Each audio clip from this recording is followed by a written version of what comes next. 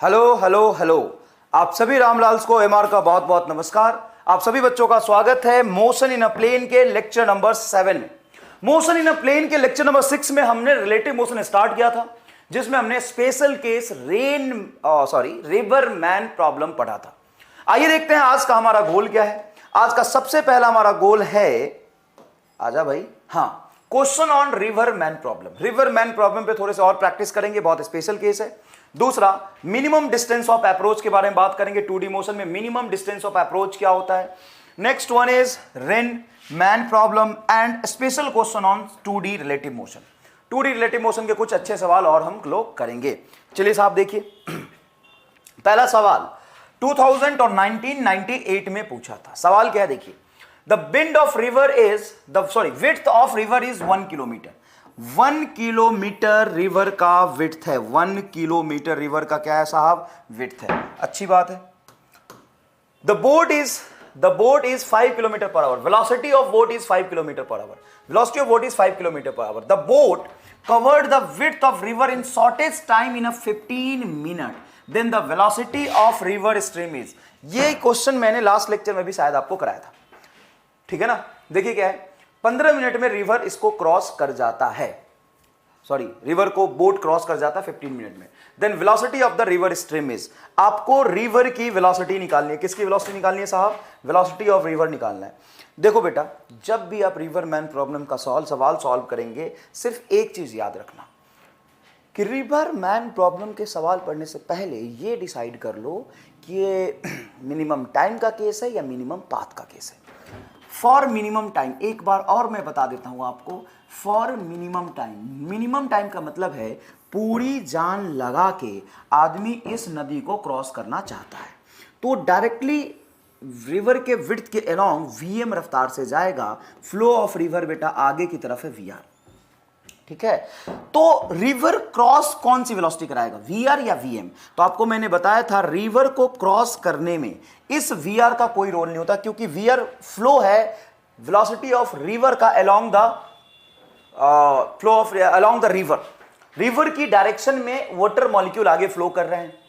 इसकी औकात नहीं है कि रिवर को क्रॉस करा दे, और इसकी औकात नहीं है कि रिवर क्रॉस करने से रोक ले, क्योंकि ये एक्स एक्सिस के लॉन्ग है। साहब समझिए साहब, ये बेटा एक्स एक्सिस के लॉन्ग है, ये वाई एक्सिस के लॉन्ग है। रिवर को फ्लो करने में रिवर की वेलोसिटी आपकी मदद नहीं करेगा, और रिवर क्रॉस करने में, रिवर को क्रॉस करने में रिवर की वेलोसिटी आपकी मदद नहीं करेगा, और रिवर को क्रॉस करने में रिवर की वेलोसिटी आपको अपोज भी नहीं करेगा। समझिए इस बात को, आप समझ चुके हैं, मुझे पता है कि रिवर की वेलोसिटी रिवर क्रॉस करने में आपकी मदद भी नहीं कर रहा, अपोज भी नहीं कर रहा। तुम्हें लग रहा होगा नहीं सर वो रोकेगा ना। अरे भाई, flow of river along x axis में है, तो रिवर के फ्लो की वजह से मैन के स्विमिंग पे अगर कोई इफेक्ट पड़ता है तो एक्स एक्सिस में पड़ेगा, क्योंकि रिवर एक्स एक्सिस में फ्लो कर रहा है। रिवर कहां फ्लो कर रहा है बताइए, एक्स एक्सिस में फ्लो कर रहा है। तो रिवर के फ्लो की वजह से मैन के स्विमिंग पे अगर कोई इफेक्ट पड़ता है तो वो रिवर के लेंथ के अलोंग पड़ेगा। अगर इस रामलाल को रिवर क्रॉस करके इस एंड पे बैठे हुई पिंकी से मिलना है, तो पूरा जान अपनी जान की तरफ लगाएगा। पूरा जान मतलब इसकी औकात है वीएम से स्विम करने की, तो पूरी जान वीएम से स्विम करके इधर जाना चाहेगा, ठीक है। तो टाइम कितना लगेगा साहब, width D divided by time, speed हो जाएगा वीएम। ये रहा आपका मिनिमम टाइम, ठीक है बेटा। चलो, अब मैन जब ये रास्ते पे चल रहा होगा तो रिवर के फ्लो की वजह से मैन थोड़ा आगे भी शिफ्ट होगा, तो मैन कहीं यहां पहुंचता हुआ दिखाई देगा। इसको हम कहते हैं ड्रिफ्ट। ये ड्रिफ्ट का रीजन क्या है सर, ड्रिफ्ट का रीजन है वेलोसिटी का फ्लो होना, मतलब रिवर का फ्लो होना, रिवर का फ्लो होना। रिवर एक्स एक्सिस में फ्लो कर रहा है, तो ड्रिफ्ट सिर्फ वीआर की वजह से मिल रहा है। वेलोसिटी इनटू टाइम से मल्टीप्लाई कर देंगे, है ना। मिनिमम टाइम का केस है, वीआर और टी मिनिमम आया बेटा डी बटा वीएम। तो फटाफट सवाल पढ़ के डिसाइड करो क्या ये मिनिमम टाइम का केस है। अगर हाँ तो ये कंसेप्ट लगाओ। दूसरा, फटाफट सवाल पढ़ो और डिसाइड करो क्या ये मिनिमम पाथ का केस है। मिनिमम पाथ का मतलब होता है drift zero. Drift zero minimum path का मतलब होता है बेटा ड्रिफ्ट जीरो। ये रहा तुम्हारा रिवर। अब ये मैन चाहता है कि यहां पे पहुंचे। ऐसा कैसे पॉसिबल है कि मैन यहां से स्विमिंग करना स्टार्ट करे और यहां पहुंच जाए, जहां पे बबीता बैठी है, पिंकी बैठी है, वहीं पे ये रामलाल पहुंच जाए। ऐसा पॉसिबल है क्या? क्या ऐसा हो सकता है कि ये साहब रामलाल वहीं पहुंचे एग्जैक्टली जहां पे बबीता बैठी है? रिवर का जो फ्लो है वो इसको आगे नहीं खींचेगा। रिवर का फ्लो नहीं छोड़ेगा इसको, अपने लेंथ के क्रॉस खींचेगा। तो आदमी किसी थीटा एंगल पे इस डायरेक्शन में जाएगा। कितना आसान कंसेप्ट है कि इस वीएम का, इस आदमी के एफर्ट्स का, इस आदमी के स्विमिंग करने की वेलोसिटी का, इस आदमी की जितनी औकात है उसका दो कंपोनेंट होगा। एक होगा वी एम कॉस थीटा इस तरफ और वी एम साइन थीटा इस तरफ। ईमानदारी से सोच के बताइएगा बेटा प्लीज, अगर आपको फील आ जाए तो जरूर बताइएगा। ये टॉपिक तुम किसी को पढ़ा सकते हो और पढ़ा के बताना कि मैंने पढ़ा है। दो लोगों को मैंने पकड़ा, जो कि 11th का बच्चा था उसको पकड़ा, सर एक ड्रॉप कर रहा था लेकिन अपने यहाँ नहीं पढ़ रहा, उसको मैंने पढ़ाया। तुम पढ़ा सकते हो बेटा, ढूंढो, गली गली ढूंढो, मंजू मौसी का लड़का, मुन्नी बुआ की बेटी को पकड़ो और बोलो कि ऐसे हम पढ़ाते, तुम्हें आओ। समझ में आया कि नहीं? इस वीएम साइन थीटा जो आदमी का वेलोसिटी है रिवर के फ्लो के अपोजिट, वो VM sine theta V R के बराबर हो जाएगा। तो sine theta is equal to हो जाएगा V R by V M. तो इतने एंगल पे आदमी क्रॉस करेगा रिवर को। अब रिवर क्रॉस करने में जो वेलोसिटी इसकी मदद कर रहा है वो कौन है? V R no, V M sine theta no, V M cos theta yes. तो टाइम इज इक्वल टू हो जाएगा विड्थ डी बटा V M cos theta, that's it. और ड्रिफ्ट क्या हो गया सर? ड्रिफ्ट जीरो हो गया, क्योंकि आपने रिवर का वेलोसिटी आगे की तरफ को एग्जैक्टली न्यूट्रलाइज कर दिया मैन के वेलोसिटी का हॉरिजॉन्टल कंपोनेंट, दैट्स इट। अब साहब ऐसे सवाल देखते ही तुम एकदम रफ्तार में सॉल्व करोगे। ये दो केस मैंने पढ़ाया, फटाफट सवाल देखिए। Width of the river is 1 kilometre, the velocity of boat is 5 kilometre बराबर। बोट की जो वेलोसिटी है, लास्ट लेक्चर में मैंने सवाल करा दिया आपको, वो 5 किलोमीटर है। मिनिमम पाथ के minimum shortest river in a shortest time in a 15 minute, नहीं यहाँ पे टाइम मिसप्रिंट हो गया है, ये मिनिमम पाथ होना चाहिए। आई एम सॉरी, ये मिनिमम पाथ होना चाहिए। मिनिमम पाथ के लिए आदमी इधर जाएगा, मतलब बोट इधर जाएगा। बोट की रफ्तार है 5। बोट की रफ्तार क्या है? 5। The boat covered the river width of the river in shortest path in a 15 minute. तो देखो बेटा, ये विड्थ आपको दिया हुआ है 1 किलोमीटर और 15 मिनट में कवर कर लिया। तो इस बोट की वेलोसिटी का ये वाला कंपोनेंट जो होगा वो होगा distance 1 kilometre divided by 15 minute को आवर में चेंज करोगे तो 1/4, तो ये हो जाएगा 4 किलोमीटर पर आवर। अब देखो, इसके वेलोसिटी का एक कंपोनेंट वर्टिकल डायरेक्शन में अगर 4 है तो पीछे की तरफ 3 होगा, और जितना पीछे की तरफ कंपोनेंट होगा उतना ही वीआर होगा, क्योंकि आदमी के एफर्ट्स का ये वाला वेलोसिटी कंपोनेंट इसके साथ कैंसिल हो जाना चाहिए। तो VR is nothing but 3 is a correct answer. समझ आ गया? दोबारा करा इसलिए मैंने जल्दी जल्दी में करा दिया। नेक्स्ट क्वेश्चन देखते हैं। 1919 का क्वेश्चन है, person aiming to reach exactly opposite point. Exactly opposite point पहुंचने का क्या मतलब है साहब? एग्जैक्टली अपोजिट पॉइंट पहुंचने का मतलब है कि आदमी चाहता है कि यहां से स्विमिंग स्टार्ट करे, इस तरफ जाए। क्यों सर? क्योंकि एग्जैक्टली अपोजिट पॉइंट पे पहुंचने के लिए सर जरूरी है इधर जाए, तभी इसका एक एफर्ट्स पीछे की तरफ आएगा, है ना, और एक एफर्ट्स इसका आगे की तरफ होगा। इसके कंपोनेंट, इसके वेलोसिटी का, मैन के वेलोसिटी का एक कंपोनेंट जो रिवर के विड्थ के अलोंग होगा, वीएम कॉस थीटा, यही इसको रिवर क्रॉस करने में मदद करेगा। वीएम का एक कंपोनेंट पीछे होगा, VM sine theta. Exactly man का ये वेलोसिटी और वीआर की वेलोसिटी बराबर हो जाएगा। तो एक्स एक्सिस में आदमी चाह रहा पीछे आना और रिवर चाह रहा आगे ले जाना। एक्स एक्सिस में आदमी चाह रहा पीछे आना, रिवर चाह रहा आगे ले जाना। तो ये वीआर और वीएम साइन थीटा बराबर हो जाएगा। VR is equal to VM sine theta बराबर हो जाएगा। अब चलिए सवाल देखते हैं। Person aiming to reach exactly opposite point on the bank of the stream is swimming with speed 0.5 metre per second. मतलब वीएम है 0.5 metre per second at an angle of 120 degree with the direction of flow of water. Then the speed of the water in a stream is. अच्छे समझिएगा सवाल। Man की जो औकात है, man की स्विमिंग करने की जो वेलोसिटी है वो इतनी है, एंड इतने एंगल पे स्विम कर रहा है। कितने एंगल पे? 120 degree with the direction of flow of water. Water इस डायरेक्शन में फ्लो कर रहा, इससे 120 डिग्री पे जा रहा। तो ऑब्वियस सी बात है बेटा, यहां से 120 डिग्री, ये 90 होता है टोटल, तो ये क्या हो जाएगा 30। और हमें वीएम पता है 0.5। वीएम का ये कंपोनेंट है ना, रिवर के फ्लो के opposite, VM sine theta river के फ्लो के वेलोसिटी के बराबर होगा। तो एक्स एक्सिस में मैन ना तो आगे जा पाएगा ना तो पीछे जा पाएगा। ऐसे सोचो, अगर वी आर ज्यादा वीएम साइन थीटा से तो क्या होगा? रिवर इसको आगे खींच लेगा। अगर वीएम साइन थीटा ज्यादा है, मतलब आदमी चाह रहा है ज्यादा वेलोसिटी से पीछे जाना, रिवर की वेलोसिटी कम है तो आदमी पीछे की तरफ ड्रिफ्ट कर जाएगा। आदमी किधर ड्रिफ्ट कर जाएगा, पीछे की तरफ। तो बताइए Vm की वैल्यू बताइए सर 1/2 एंड एंगल बताइए 30 डिग्री, मतलब sine 30 is equal to VR। और आपसे एकदम वेलोसिटी ऑफ स्ट्रीम पूछा है, मतलब वेलोसिटी ऑफ रिवर पूछा है। तो VR is nothing but half sine 30 is also half, the 0.25 metre per second is your correct answer. A option is correct, A option is correct, ठीक है ना। अच्छा एक सवाल मैं खुद से लिखता हूं, एक सवाल खुद से लिखता हूं, चलो। Flow of river is 30 metre per second and velocity of man by which he can swim is 20 meter per second. Then find angle in which direction man will swim to reach exactly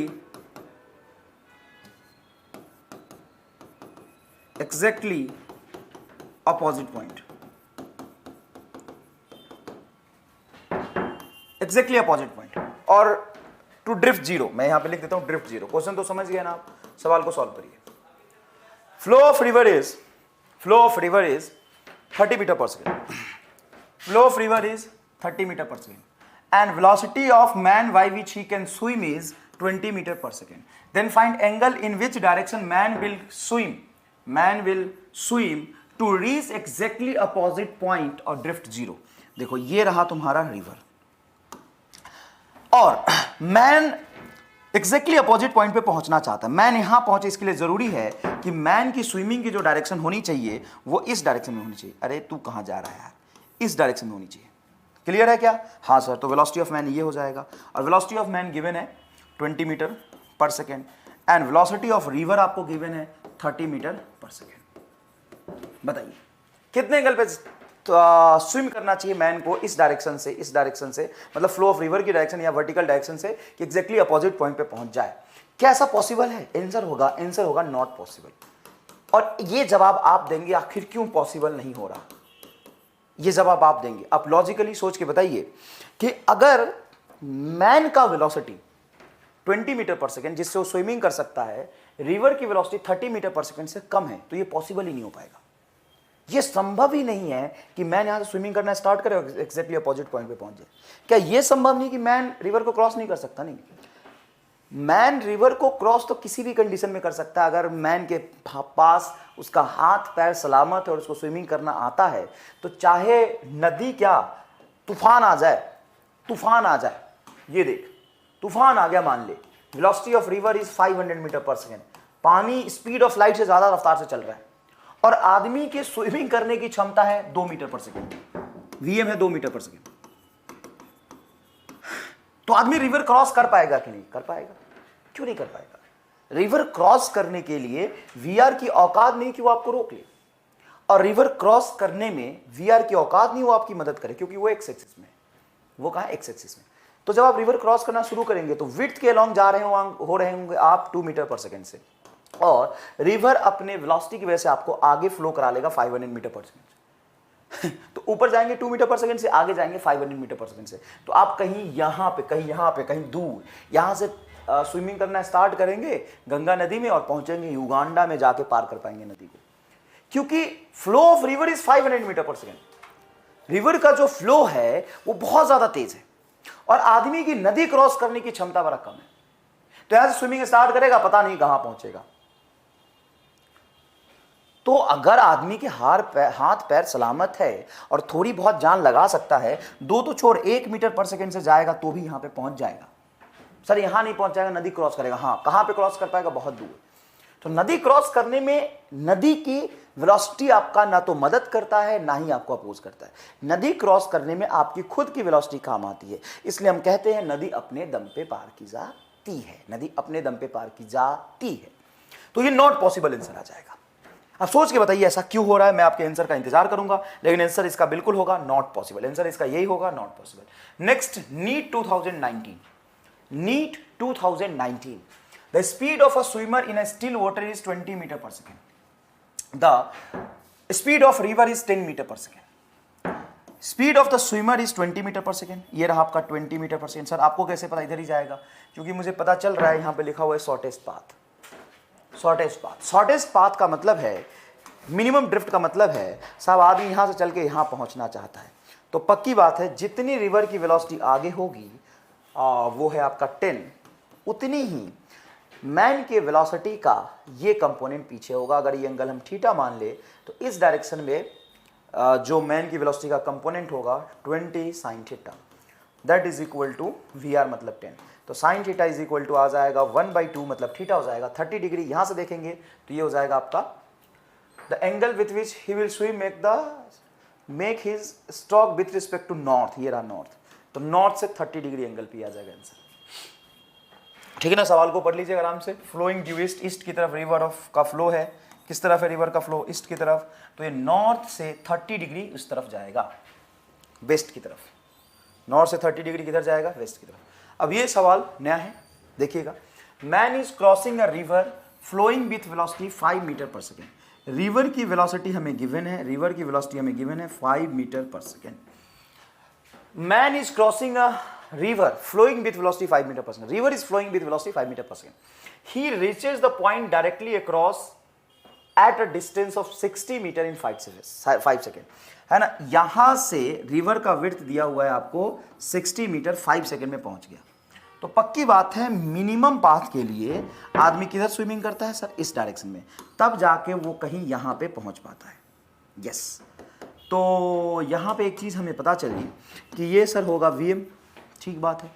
और इस VM का velocity of man का वो component जो इसको velocity river cross करने में मदद कर रहा है, वेलोसिटी ऑफ मैन का वो कंपोनेंट जो इसको रिवर क्रॉस करने में मदद कर रहा है, वो कौन है? VMY। वो कौन है? VMY। VMY is equal to क्या होगा? रिवर का विड्थ 60 मीटर बटा ये रहा आपका सेकेंड 5, तो सर ये तो हो जाएगा 12 metre per second, 12 metre per second. और ये क्या गिवन है? 5 मीटर पर सेकेंड। एक minute, man is crossing a flowing river. अच्छा, सॉरी, ये 5 मीटर पर सेकेंड थोड़ी ना है। आई एम सॉरी, ये तो VM है। VR है तुम्हारा 5 मीटर पर सेकेंड, VR है 5 मीटर पर सेकेंड। ठीक है, चलो अब ध्यान से सुनना। तो मैन की वेलोसिटी हमें निकालनी है, his velocity in a still water. Man की वेलोसिटी कितनी होनी चाहिए स्टिल वाटर में? देखो, मैन की वेलोसिटी ये मुझे चाहिए, मैन की वेलोसिटी का एक कंपोनेंट ये 12 आ गया, तो पक्की बात है पीछे वाला कंपोनेंट वेलोसिटी ऑफ रिवर के बराबर मतलब 5 होगा। ये तो पक्की बात है कि VM का x कंपोनेंट 5 होगा, तो वेलोसिटी ऑफ मैन का x कंपोनेंट 5 होना चाहिए, तभी वेलोसिटी ऑफ रिवर आगे 5 और वेलोसिटी ऑफ मैन का ये कंपोनेंट 5, तो 5 और 5 ये कैंसिल हो जाएगा। ठीक है ना, तो ये 5 पता चल गया, ये 12 पता चल गया, तो 5 और 12 का वेक्टर सम 90 डिग्री, मतलब VM का एक कंपोनेंट पता चल गया, VM का दूसरा कंपोनेंट पता चल गया, तो दोनों का मैग्नीट्यूड निकाल दो। तो VM is nothing but root under 5 का होल स्क्वायर प्लस 12 का होल स्क्वायर, ये आ जाएगा 13 मीटर पर सेकेंड। ये क्या आ जाएगा? 13 मीटर पर सेकेंड। समझ आया? बहुत आसान सवाल होते हैं ये। देखिए, person reaches a point directly opposite. अब देखो, ये इत्तेफाक है कि डायरेक्टली अपोजिट वाले ही नीट में बहुत बार पूछे गए। A person reaching a point directly opposite on the other bank of a flowing river while swimming at a speed 5 metre per second. अब यहाँ पे मैन की स्विमिंग करने की रफ्तार 5 मीटर पर सेकेंड है, और पक्की बात है कि मैन जो स्विमिंग कर रहा होगा वो इस डायरेक्शन में करेगा। Velocity of man is 5 metre per second on the other bank of a flowing river while swimming at a speed 5 metre per second at an angle 120 degree. बेटा 120 डिग्री एंगल कहाँ से? With the flow of river. Flow of river से 120 मतलब यहाँ से 90 और ये 30 हो जाएगा। ठीक है साहब, then the speed of flow must be, speed of flow क्या होगा? बहुत आसान है बेटा, दो ही केस पे सवाल भरे पड़े होते हैं। मिनिमम टाइम पे क्या होगा? आदमी सीधा रिवर के विड्थ के लॉन्ग भागेगा, है ना, फ्लो के 90 डिग्री पे जाएगा। कई बार पूछते हैं कि मिनिमम टाइम के लिए फ्लो से कितने एंगल पे जाएगा, तो मिनिमम टाइम के लिए फ्लो से 90 डिग्री पे जाएगा, और मिनिमम पाथ के लिए 90 से ज़्यादा एंगल होना चाहिए। फ्लो से इस तरफ भागता है तो 90 से ज़्यादा, ये 90 और ये 30, तो टोटल 120 हो गया। इस 30 का पीछे की तरफ कंपोनेंट क्या होगा? इस 5 का पीछे की तरफ कंपोनेंट क्या होगा? तो ये होगा VM, ये 30 है, VM sin 30, and that is nothing but velocity of river. Velocity of river. अब ये 5 दिया हुआ है तो 5 रख दो, Vm 5 है, इंटू साइन 30 मतलब 1/2, ये हो जाएगा वेलोसिटी ऑफ रिवर। तो वेलोसिटी ऑफ रिवर हो जाएगा 5/2 मतलब 2.5 metre per second, 2.5 metre per second. आपको ऐसा लगेगा कि सर सारे सवाल कहीं ना कहीं लिंक्ड है, वो बात कर रहा to reach exactly opposite point, point directly opposite, है ना, एग्जैक्टली अपोजिट एंड पे, शॉर्टेस्ट पाथ पे, मिनिमम पाथ पे स्विमिंग करना चाह रहा।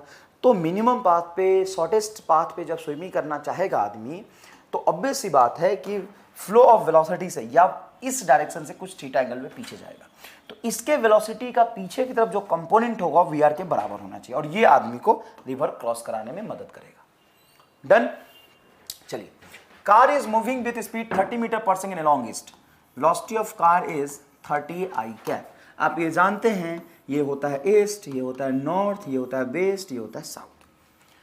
तो car is moving with 30 metre per second along east, ठीक है साहब, कार ईस्ट की तरफ 30 मीटर पर सेकेंड से जा रही है। And the truck is moving with speed, velocity of truck क्या दिया हुआ है, moving with speed 40 metre per second, ठीक है साहब, 40 metre per second at 30 degree north of east.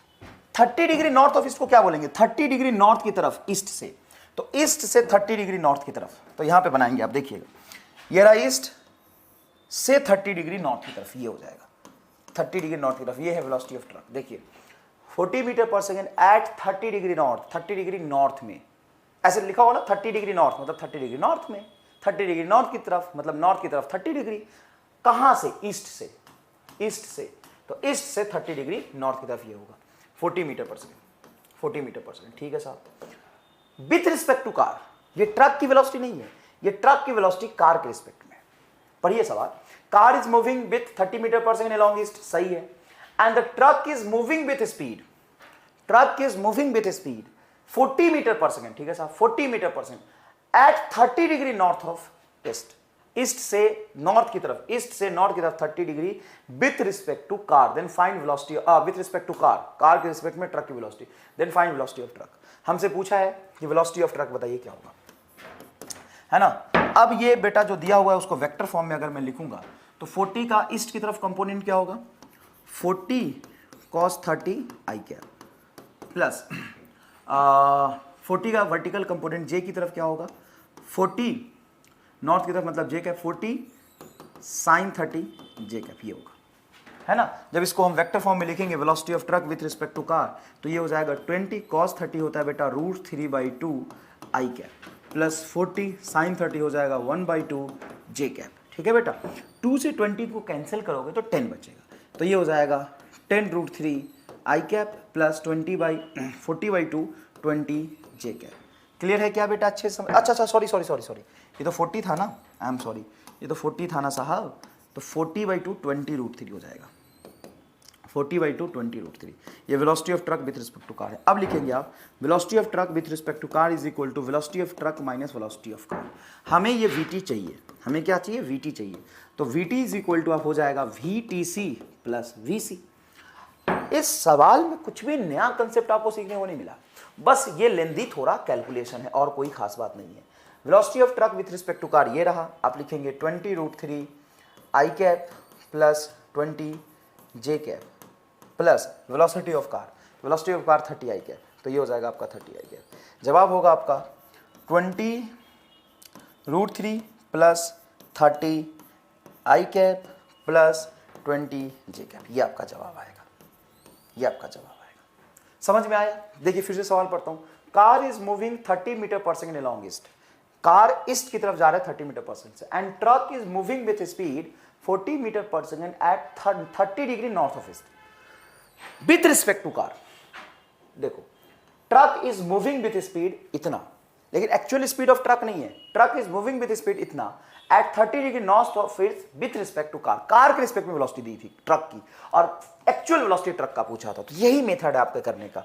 Velocity of truck with respect to car VT minus VC लिखेंगे, VT आपसे पूछा है तो VT इज इक्वल टू होगा VTC प्लस VC।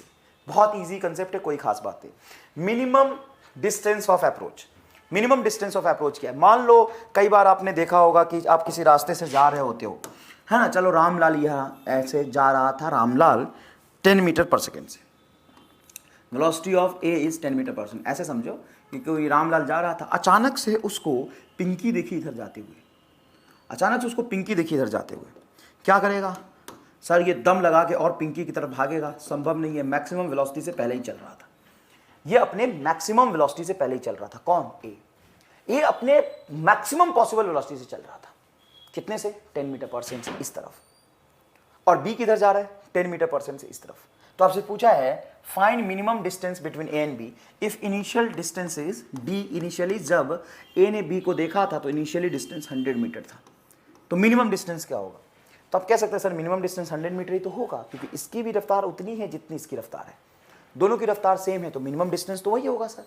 नहीं बेटा, एक्चुअल में क्या है, मान लो 10 सेकंड के बाद मैं देखूं, 10 सेकंड के बाद, तो 10 सेकंड के बाद ये 100 मीटर पे होगा और एग्जैक्टली ये यहां पे होगा, तो भी इनके बीच की डिस्टेंस इतनी होगी। लेकिन ये मिनिमम कितने पास से देख पाएगा वो वाली बात है। जब ये आगे जा रहा होगा इस लाइन पे, ये नीचे आ रहा होगा, तो बाहर से आप मोशन को ऑब्जॉर्व नहीं कर सकते, क्योंकि दो दो चीजें चल रही है, तो इसको आप रिलेटिव मोशन के कंसेप्ट से करेंगे। सर कैसे करें? किसी एक पे रामलाल को बिठा दो, जब भी दो चीजें स्पेस में चल रही होगी तो किसी एक पे रामलाल को बिठा दो। सर बी पे बिठा दे क्या? बिठा दो। सर ए पे बिठा दे क्या? बिठा दो, कहीं भी बिठा दो। तो चलो हम सवाल को सॉल्व करते हैं। ये पूरा क्वेश्चन हो गया डिटेल कि ए और बी के बीच में डिस्टेंस 100 मीटर, ए जा रहा था मान लो कहीं साउथ की तरफ और बी जा रहा है ईस्ट की तरफ, इनके बीच की मिनिमम डिस्टेंस था 100 मीटर, दोनों की स्पीड है 10-10, तो मिनिमम डिस्टेंस ऑफ अप्रोच क्या होगा? तो इस सवाल को हम सॉल्व करते हैं। सवाल समझ में आ गया ना? दो आदमी है, एक साउथ की तरफ जा रहा है, एक ईस्ट की तरफ जा रहा है, सेम रफ्तार से। जब उन्होंने एक दूसरे को देखा तब उनके बीच में डिस्टेंस था 100 मीटर, तो उनके बीच का मिनिमम डिस्टेंस कितना होगा? ठीक है, चलिए अब हम क्वेश्चन को सॉल्व करते हैं। Solution, motion with respect to A. अब बताओ, जिसके रिस्पेक्ट में हम मोशन सॉल्व कर रहे हैं, मतलब उसको हम रेस्ट में मान लेंगे, क्योंकि उसके सर पे रामलाल बैठ गया। जो ऑब्जर्वर होता है वो अपने आप को रेस्ट में मानता है। अब ए एक्चुअल में रेस्ट पे नहीं है, ए एक्चुअल में रेस्ट पे नहीं है, ए चल रहा है, लेकिन उसको हमने रेस्ट पे एज्यूम किया है, इसको हमने रेस्ट पे माना है, क्योंकि रामलाल को इस पे बिठा दिया, तो ये हो जाएगा रेस्ट पे। तो सर इसकी जो वेलोसिटी थी वो उल्टा करके बी को दे दो। अब ये बी यहां था, एक्चुअल में बी जा रहा था आगे की तरफ 10 आई कैप से, अब इसका वेलोसिटी इधर था, नीचे की तरफ था ना, ये -10 जे कैप बोल सकते हो, तो उल्टा करेगा तो वेलोसिटी ऊपर हो जाएगी और यहां पे ऐड हो जाएगी। तो एक्चुअल में जब ए बी को देखेगा तो बी उसको दिखाई देगा 10 मीटर पर सेकेंड से आगे जाता हुआ और 10 मीटर पर सेकेंड से अपने तरफ आता हुआ, क्योंकि ये नीचे जा रहा है तो बी उसको लगेगा कि उसकी तरफ आ रहा है। देखो बेटा, जो भी ऑब्जर्वर होता है वो अपनी वेलोसिटी को क्या करता है? उल्टा करता है। तो ए की वेलोसिटी नीचे थी 10, इसको उल्टा करेगा, इसमें चिपका देगा, तो नेट रिजल्टेंट वेलोसिटी जो बी का होगा वो इस लाइन पे होगा। हाँ बिल्कुल सही बात है, इस लाइन पे होगा सर। इनिशियल डिस्टेंस दोनों के बीच में क्या था? ये था सर, इनिशियल डिस्टेंस दोनों के बीच में था 100 मीटर, तो ये इनिशियल डिस्टेंस दोनों के बीच हो गया 100 मीटर। अब ये सबसे पास कब होंगे? ए तो रेस्ट में होगा और बी इस लाइन पे चलता हुआ दिखाई देगा। देखो ऊपर 10 आगे 10, तो रिजल्टेंट यही होगा। सर ये एंगल 45 होगा क्या? हाँ, ये तो देख के बता सकते हो। कैसे? तो ये 10 और ये 10, तो रिजल्टेंट 45। अब क्या उनके बीच का ये मिनिमम डिस्टेंस होगा? नहीं, ये तो इनिशियल डिस्टेंस बता रहे हो सर आप। हाँ इनिशियल डिस्टेंस बता रहा हूँ मैं आपको। ये कौन सा डिस्टेंस बता रहा हूँ मैं? इनिशियल बता रहा हूँ। क्या ये मिनिमम होगा? नहीं सर, ज़्यादा लग रहा है। अच्छा, क्या ये मिनिमम होगा? नहीं सर, ये भी थोड़ा ज़्यादा लग रहा है। क्या ये मिनिमम होगा? सो देखते हैं, आगे ड्रॉ प्लॉट करो। ये नहीं, इससे कम तो यही था। तो असल में ये वाला तुम्हें लग रहा है कि मिनिमम होगा। ये कब होगा? जब इस लाइन से ये वाला डिस्टेंस एक्जैक्टली 90 डिग्री बने, तभी ये मिनिमम कहलाएगा। मतलब ये होगा इनका मिनिमम डिस्टेंस ऑफ अप्रोच। और इनिशियल डिस्टेंस था दोनों के बीच में ये वाला। हाँ बिल्कुल सही है। ये एंगल है 45 डिग्री। हाँ बिल्कुल सही है। ये एंगल 45 डिग्री और ये 90, तो ये एंगल क्या होगा? सर ये भी 45 हो जाएगा। अब हमें ये पता है और ये लेंथ निकालना है, ये हो जाएगा आपका डी मिनिमम। अब कैसे करें? तो ये एंगल हो गया तुम्हारा थीटा 45, ये हो गया तुम्हारा बेस, ये हो गया परपेंडिकुलर और ये हो गया हाइपोटेन्यूज, क्योंकि एंगल हमेशा बेस और हाइपोटेन्यूज के बीच बनता है। ध्यान से देखोगे तो बेटा ये तुम्हें दिखाई देगा हाइपोटेन्यूज और ये तुम्हें दिखाई देगा परपेंडिकुलर, ये दिखाई देगा बेस। तो यहाँ से साइन 45 इज इक्वल टू क्या लिखोगे? साइन 45 परपेंडिकुलर ये हो जाएगा D minimum divided by hypotenuse ये हो जाएगा 100। साइन 45 होगा 1/√2, 1/√2 is equal to D minimum by 100। तो डी मिनिमम क्या हो जाएगा साहब? डी मिनिमम हो जाएगा आपका 100√2 मीटर। 1 मिनट, गलत हो गया, थोड़ा सा गलत हो गया। क्या गलत हो गया? तो ये डी मिनिमम बाई 100, तो D minimum is equal to हो जाएगा, यहाँ लिखा है मैंने, sorry, D minimum is equal to हो जाएगा, D minimum is equal to हो जाएगा, ये 100 ऊपर जाएगा और साइन 45 की वैल्यू होगी 1/√2, तो ये हो जाएगा आपका 100/√2। सर यहाँ पे ये 10 और 10 का क्या जरूरत पड़ा? इनकी वेलोसिटी की क्या नीड होगी? इनकी वेलोसिटी ही तो इनका रिजल्टेंट वेलोसिटी का डायरेक्शन डिफाइन होगा।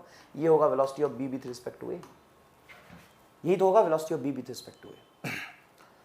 तो सर यहाँ पे मैं डायरेक्टली आपको एक एम स्टार बता सकता हूँ क्या, कि मिनिमम डिस्टेंस ऑफ अप्रोच हमेशा होता है इनिशियल डिस्टेंस डिवाइडेड बाई √2, लेकिन एक कंडीशन है कि दोनों के वेलोसिटी का मैग्नीट्यूड सेम होना चाहिए। इस बात से कोई फर्क नहीं पड़ता है कि उनकी वेलोसिटी 10-10 है या 20-20 है, 50-50 या 60-60, और नीट में जब भी ऐसे सवाल पूछे जाएंगे आपको इक्वल मैग्नीट्यूड ऑफ स्पीड दिया होगा। जैसे मैं आपसे एक सवाल पूछता हूँ, चलो ए यहाँ पे है, आगे चल रहा है 10 मीटर पर सेकेंड से, ठीक है ना। इनिशियली इनके बीच का डिस्टेंस था 100 मीटर, और सॉरी 10 मीटर पर सेकेंड से तो सेम ही हो जाएगा, बी ए ले लेता हूँ 30 मीटर पर सेकेंड, और यहाँ पे आपका है दूसरा पर्सन बी, वो ऊपर जा रहा है we B 30 metre per second से। तो बताइए डी मिनिमम इनका क्या होगा? आप सॉल्व करके देख लीजिए। डी मिनिमम हो जाएगा बेटा initial distance capital D by √2, मतलब 100/√2 ही आंसर आएगा, 100/√2 ही आंसर आएगा। पक्की बात है, पक्की बात है, 100/√2 आंसर आएगा। सर आप कैसे कह सकते हो? आप सॉल्व करके देखिए ना। आप क्या करिए, सवाल को सॉल्व करिए। पिछला सवाल एक बार और मैं समझा देता हूँ इसके थ्रू। आप ए या बी पे किसी एक पे रामलाल को बिठा दीजिए। सर हम ए पे बिठाते, चलो सर हम बी पे बिठा, कहीं भी बिठा दो, कोई फर्क नहीं पड़ता, चलो बी पे बिठा। तो जैसे ही जिस पे आप रामलाल को बिठाएंगे उसको आप रेस्ट में अज्यूम करेंगे, मतलब वो कहीं जाता हुआ दिखाई नहीं देगा, ये यही रुक गया। अगर ये यहाँ रुक गया, ध्यान सुनिएगा, अगर ये यहाँ पे रुक गया तो इसकी जो वेलोसिटी थी वो कहाँ गई? उल्टा करके इसको दे दो, तो ये रहा आपका ए, ऊपर की तरफ वेलोसिटी था बी का, उल्टा करोगे तो नीचे की तरफ ले जाके इसमें चिपका दो, तो नीचे हो गया आपका 30 और आगे हो गया 30। तो ए इनका रिजल्टेंट वेलोसिटी ए का किधर होगा? रिजल्टेंट वेलोसिटी ए का होगा सर एग्जैक्टली बीच में, ऐसे जाता हुआ दिखाई देगा।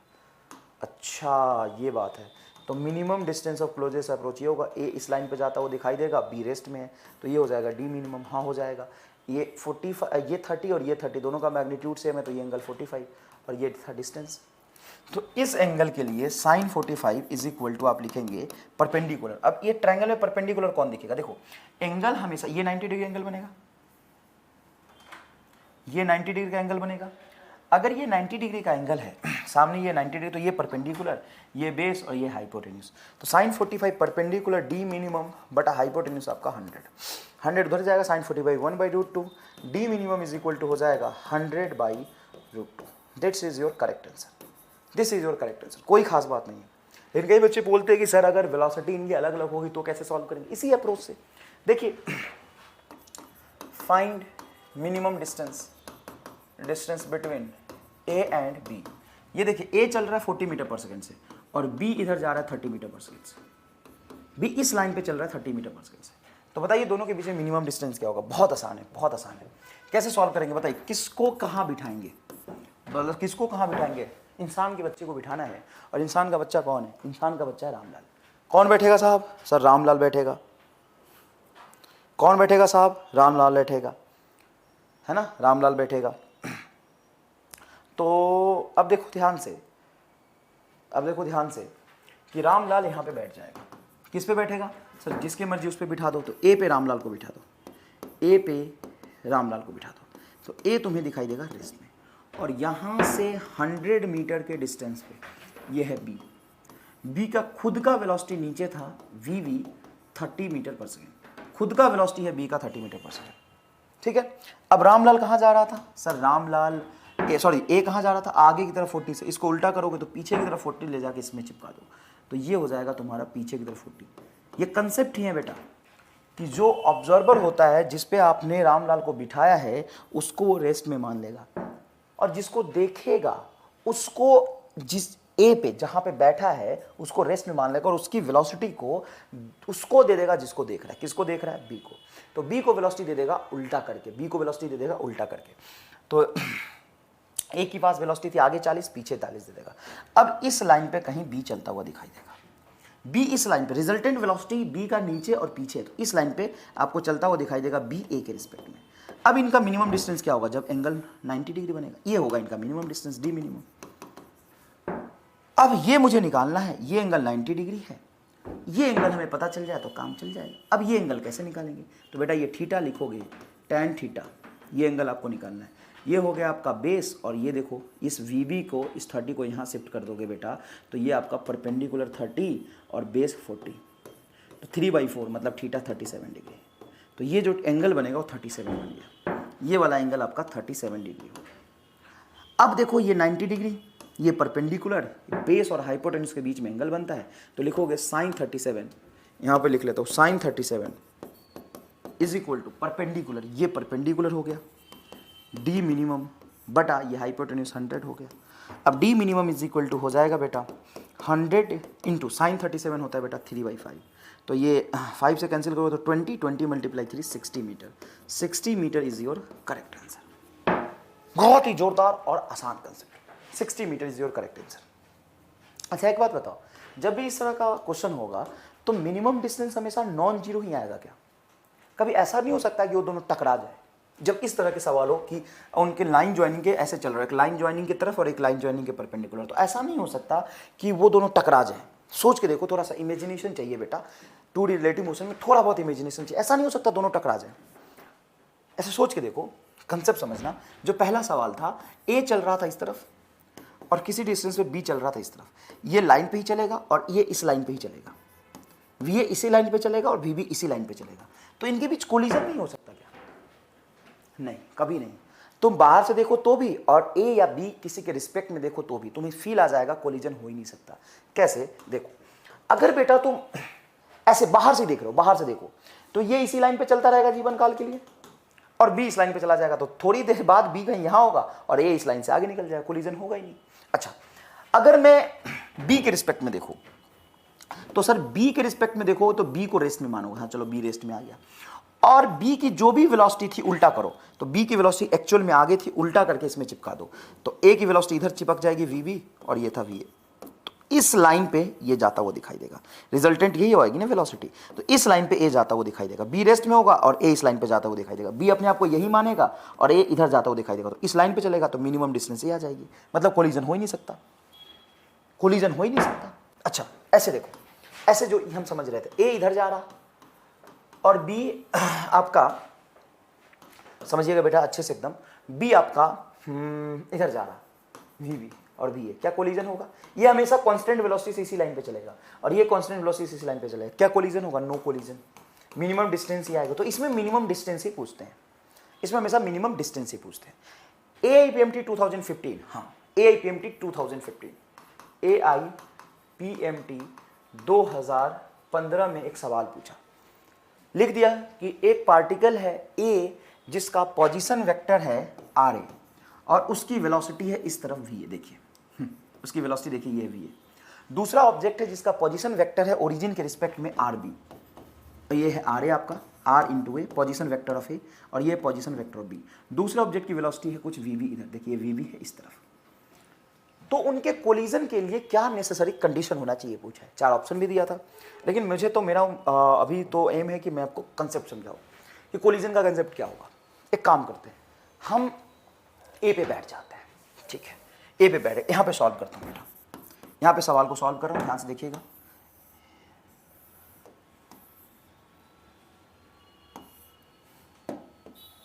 ये आपका हो गया XY प्लेन, ठीक है राइट, ये हो गया आपका RA, ये हो गया आपका RB, ठीक है साहब, ये होगा पार्टिकल A, ये हो गया पार्टिकल B, ये होगा आपका RA, ये हो गया आपका RB और wait wait wait wait wait wait wait wait wait wait A इधर जा रहा कहीं स्पेस में चल रहा है XY प्लेन में और B कहीं इधर जा रहा, VA VB एक लाइन पे चल रहा है, स्ट्रेट लाइन पे चल रही है VB, ये इस लाइन पे जा रहा है ऐसे और ये इस लाइन पे जा रहा है ऐसे, क्या इनके बीच कोलिजन हो जाएगा? इनका पाथ इंटरसेक्ट कर रहा है ना, देखो इधर जा रहा है ये और ये इधर जा रहा है स्ट्रेट लाइन पे। लेकिन जरूरी नहीं कि कोलिजन हो जाए। सर ऐसा क्यों बोल रहे हो? अगर इनका पाथ इंटरसेक्ट हो रहा है तो मिलेंगे। अरे भाई एक बात बता, मैं इधर से ऐसे जा रहा हूं, ऐसे समझो, ए इधर से जा रहा और बी यहां से ऊपर आ रहा, क्या कोलिजन हो ही जाएगा? सर ये तो इस बात पर डिपेंड करता है ना कि दोनों एक ही टाइम पे यहां पहुंचे। तो जरूरी थोड़ी नहीं कि जब ए यहां होगा तो बी यहां पहुंचेगा, ऐसा भी तो हो सकता है बी चल रहा धीरे धीरे मरे मरे से, जब बी यहां पहुंचा ए यहां पे पहुंच के क्रॉस कर गया, ए यहां पहुंच गया, तब बी यहां आ रहा, तो कोलिजन नहीं होगा। तो सर कोलिजन के लिए नेसेसरी कंडीशन क्या होना चाहिए? फील करना। हम मोशन को ए के रिस्पेक्ट में मानते हैं। ए पर रामलाल को बिठा दिया।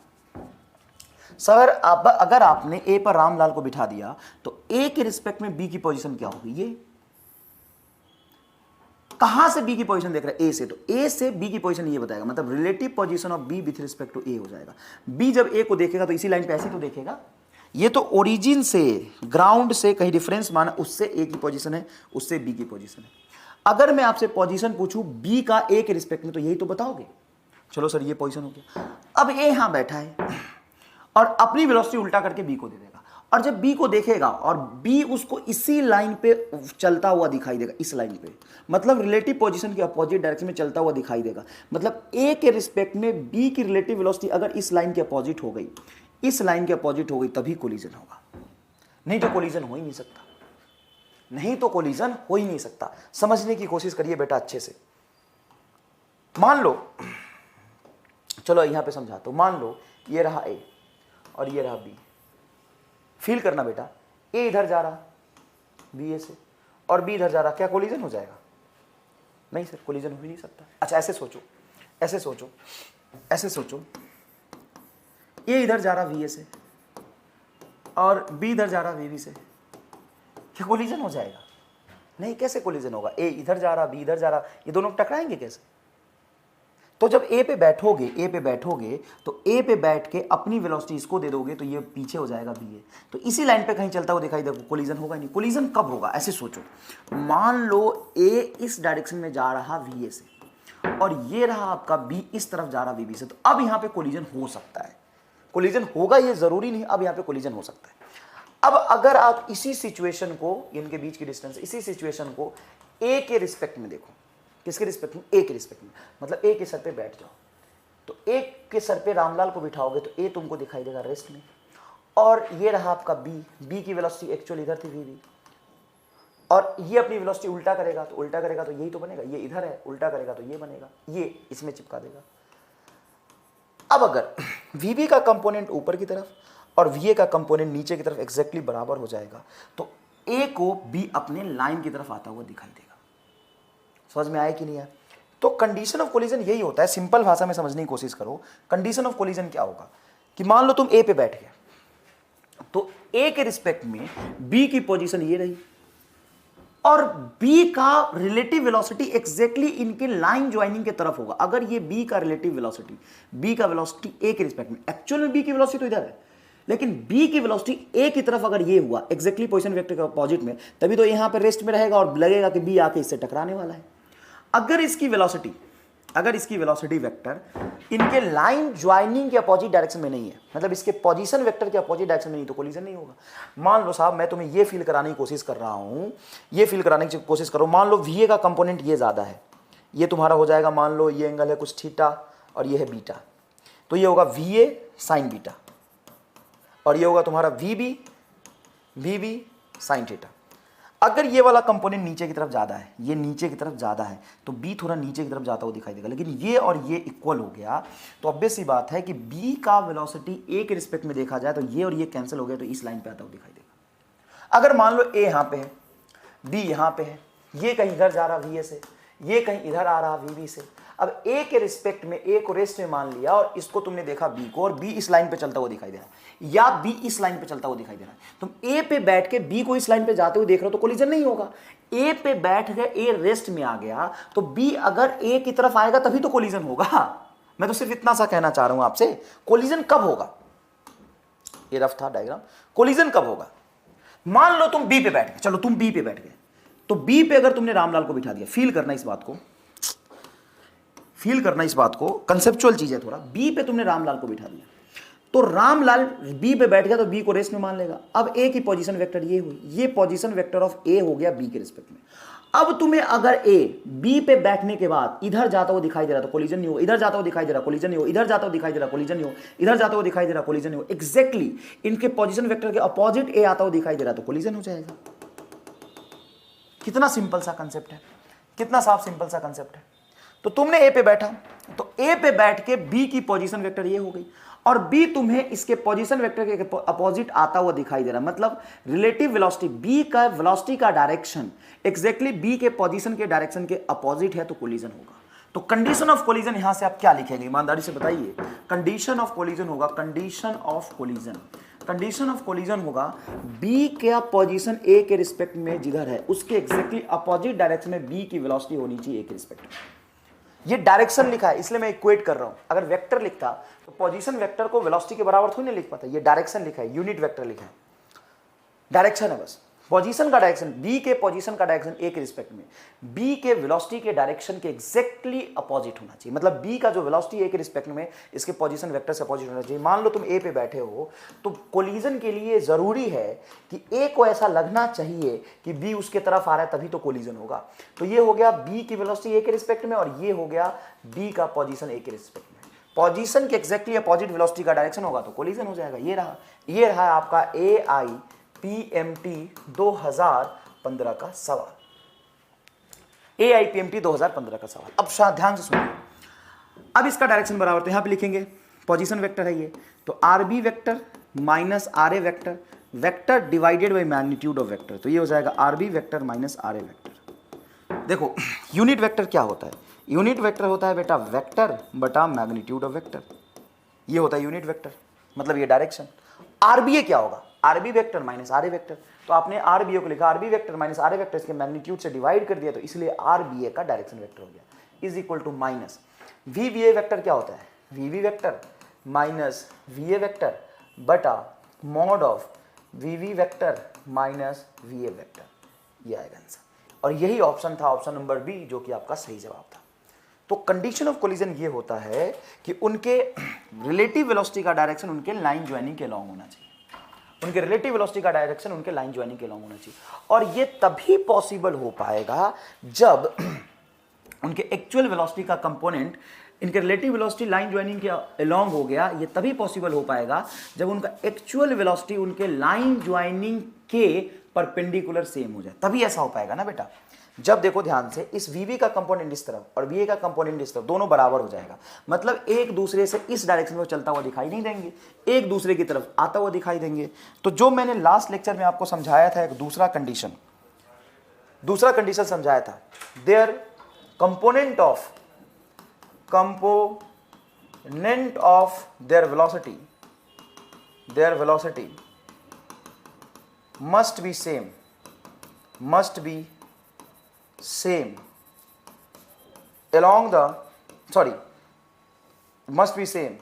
perpendicular to the line joining।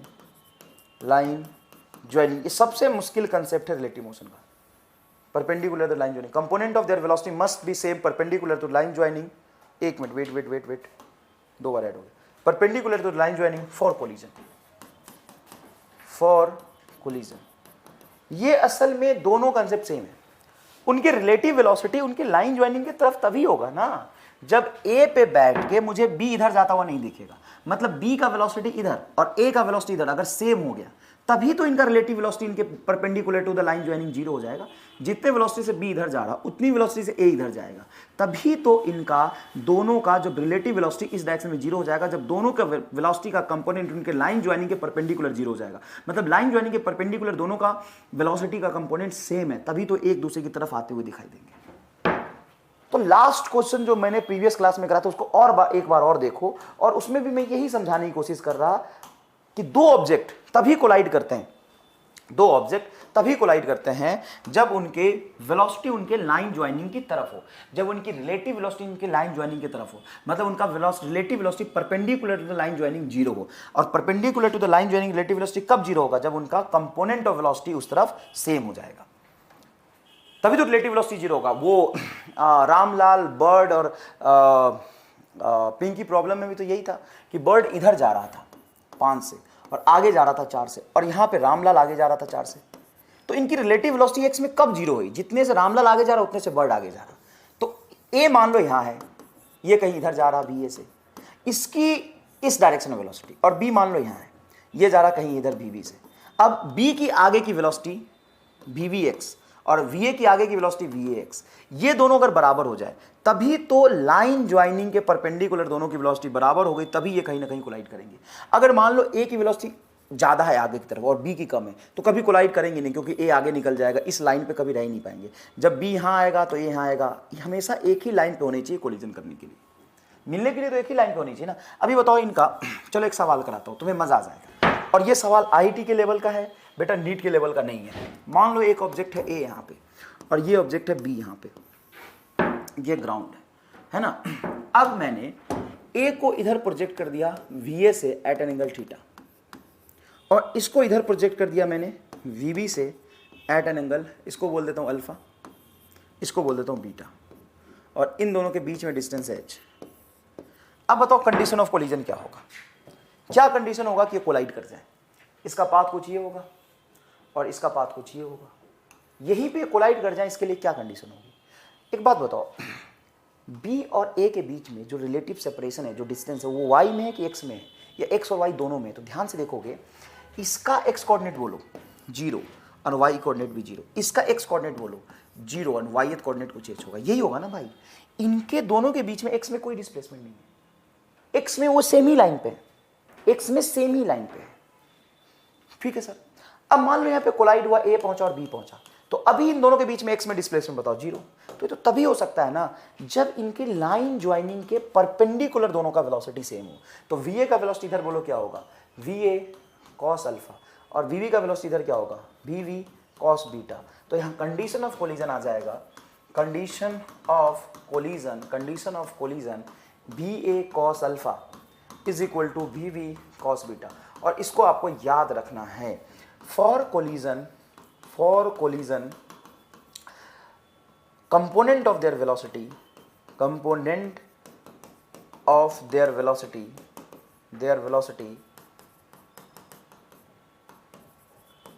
must be same perpendicular to the line joining, perpendicular to line joining. इन दोनों को लाइन मिला दो, इसके परपेंडिकुलर वेलोसिटी का ये कंपोनेंट और इसके लाइन ज्वाइनिंग के परपेंडिकुलर इसके वेलोसिटी का कंपोनेंट दोनों सेम हो जाएगा, तभी ये कोलिजन होंगे। क्या आपको समझ आया ये बात? नेक्स्ट देखिए साहब, ये तो ऐसे ही ऐड हो गया था। ये है condition of collision. Next is Rain Man problem. क्या होता है साहब रेनमैन प्रॉब्लम? तो जब मैन रेन में होगा तो ये तो प्रॉब्लम ही है, समस्या ही तो है। तो सर इसको हम सॉल्व कैसे करेंगे बताइए? एक मिनट, आपके जो नेक्स्ट क्लास का डीपीपी बन के आया है उसको देख लेते हैं।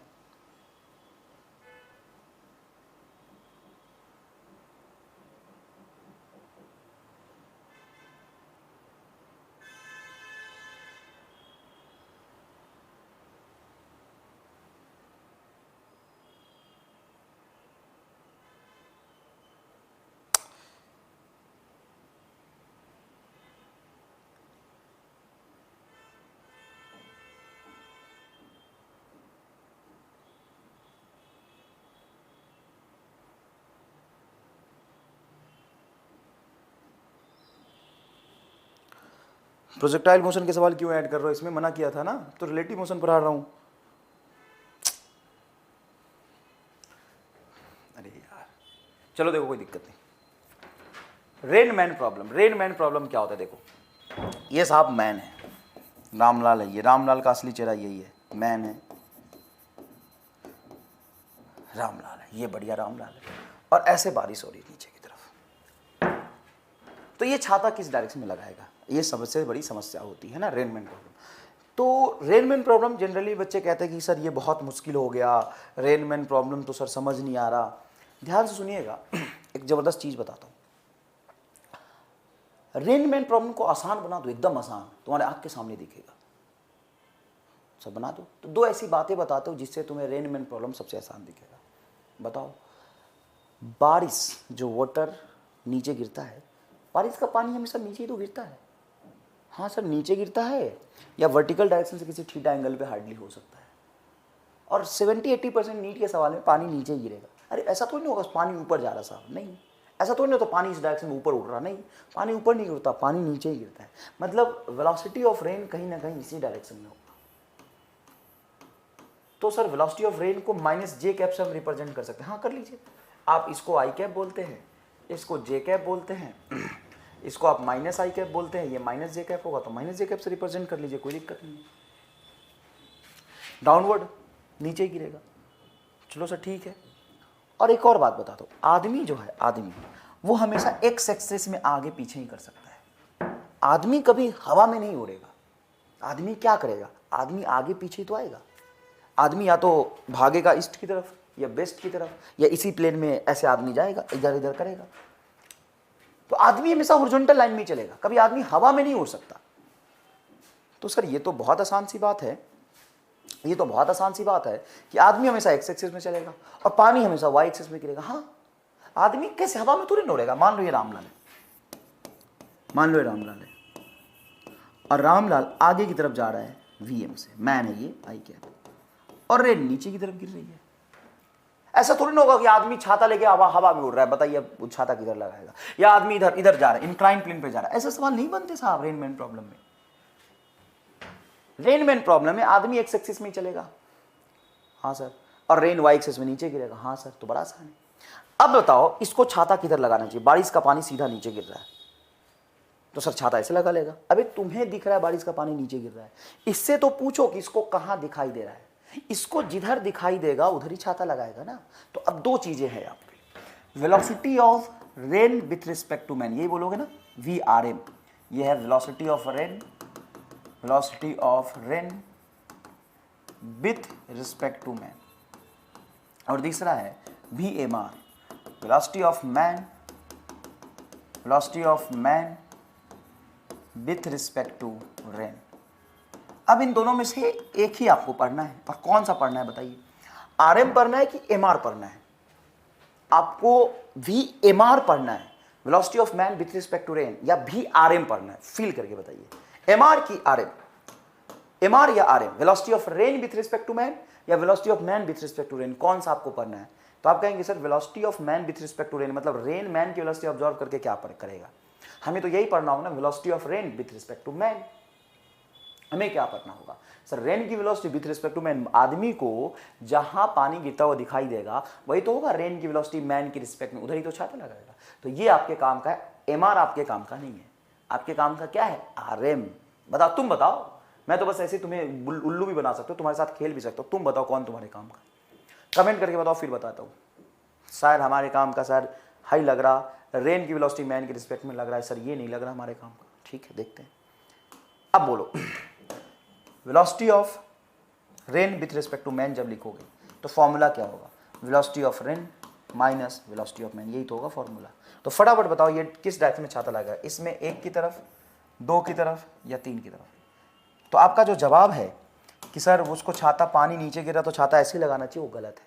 एक्चुअल में आप देखेंगे तो velocity of rain with respect to man होगा VR माइनस BM। तो velocity of rain is -j cap, ऐसे लिख लो, VR माइनस j कैप, क्योंकि रेन नीचे गिर रहा है VR से, -j कैप की डायरेक्शन में, minus velocity of man is VM I cap, तो इसको लिखो VM I कैप। अब ध्यान से देखो, I और J दोनों निगेटिव आया है, I और J दोनों निगेटिव है। अगर यहाँ पे डायरेक्शन सेंस बनाओगे, ये I है, J है, ये -I -j है, तो किधर होगा सर? इस तरफ। तो ये है तुम्हारा velocity of rain with respect to man, VRM।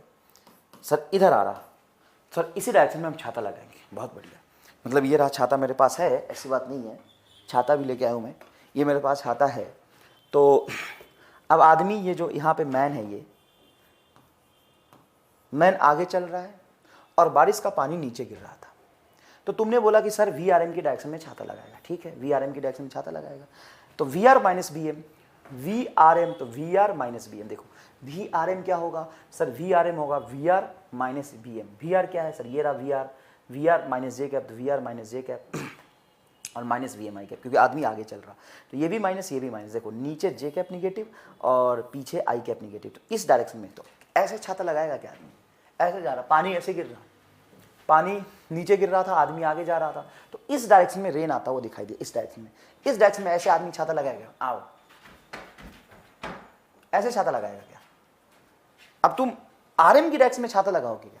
आदमी को रेन जिस डायरेक्शन में आ रहा है वो होगा velocity of rain with respect to man.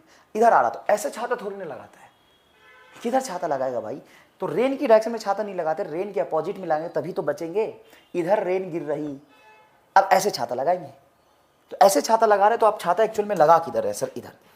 और आपने रिलेटिव मोशन में ये पढ़ा है कि जिधर वी आर एम है उसके अपोजिट में हो जाएगा माइनस ऑफ सॉरी उधर उसके अपोजिट में हो जाएगा वी एम आर। बिल्कुल सही बात है, ये आर एम है तो ये हो जाएगा वी एम आर। तो असल में तुम्हें काम कौन आया? आर एम की एम आर। तो छाता एम आर की डायरेक्शन में लगाते हैं, या यू कहो कि सर छाता जिधर रेन जाता है मैन के रिस्पेक्ट में उसके अपोजिट लगाते हैं। नहीं, तुम्हें पानी ऐसे गिरता हुआ दिखाई दे रहा है, पानी तो इस डायरेक्शन में जा रहा है, तो छाता ऐसे लगाएगा क्या? कि इस डायरेक्शन के अपोजिट में ऐसे लगाओगे छाता?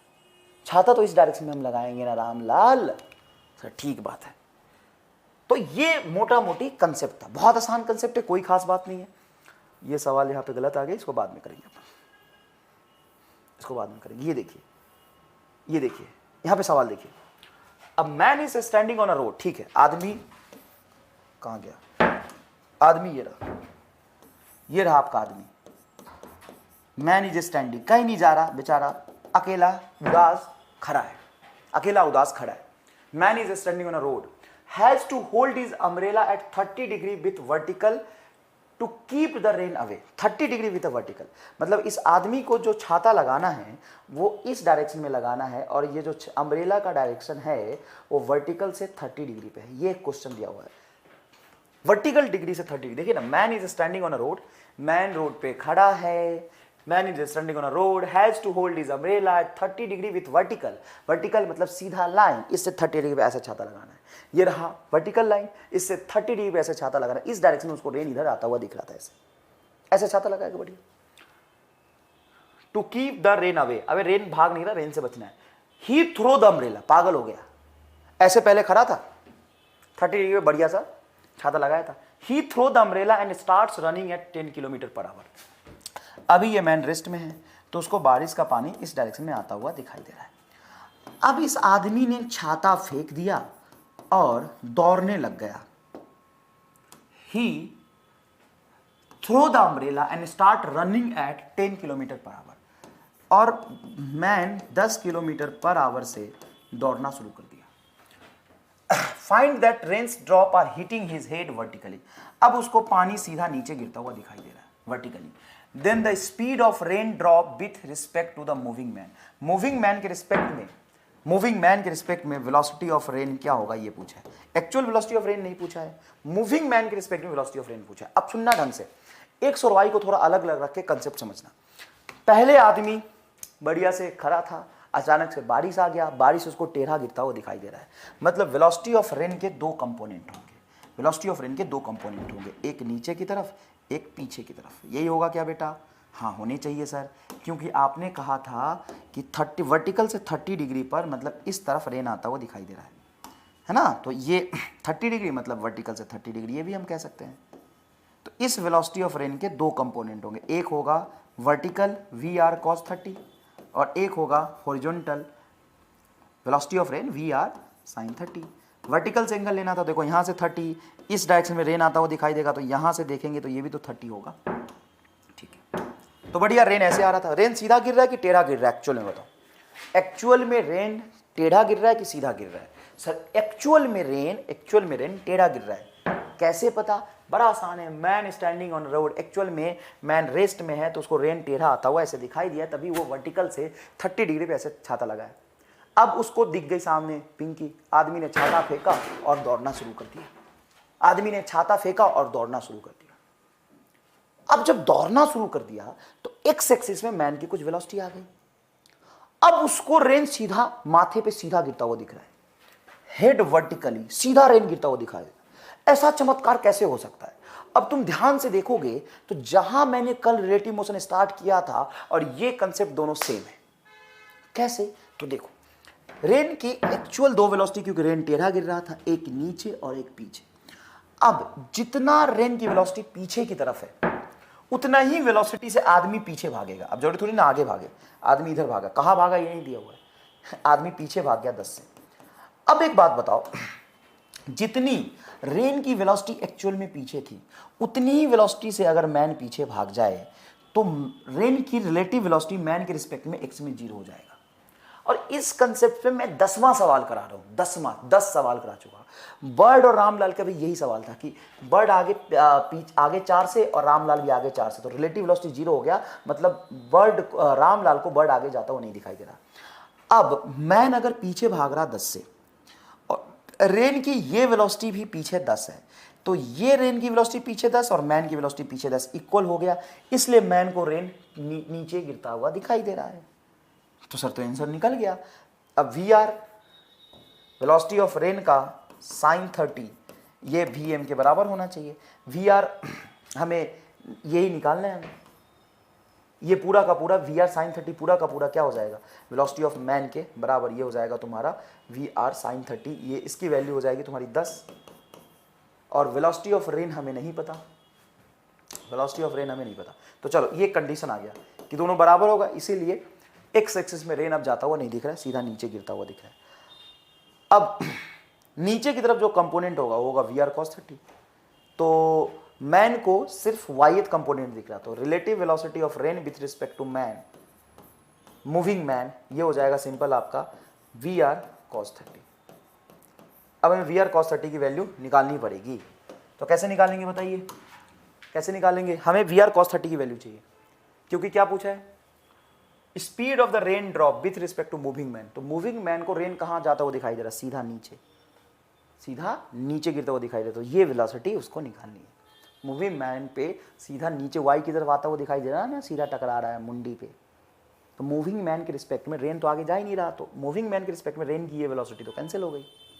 अब हमें निकालना है, तो कैसे निकालेंगे, तो सर हमें वी एम दिया हुआ है, ठीक है वी एम रख देते हैं, तो वी एम दिया हुआ है तो यहाँ से सॉल्व करेंगे, तो V R is equal to होगा साइन 30 हाफ, 2 उधर चला जाएगा, 2 टाइम्स ऑफ वी एम बताओ है 10, तो ये हो जाएगा 20, तो वी आर आ गया 20, तो ये वी आर आ गया 20 इंटू कॉस 30 होता है तुम्हारा √3/2, तो ये हो जाएगा 10√3, 10√3 kilometre per hour is correct answer. इस सवाल को मैं फिर से सॉल्व करता हूँ,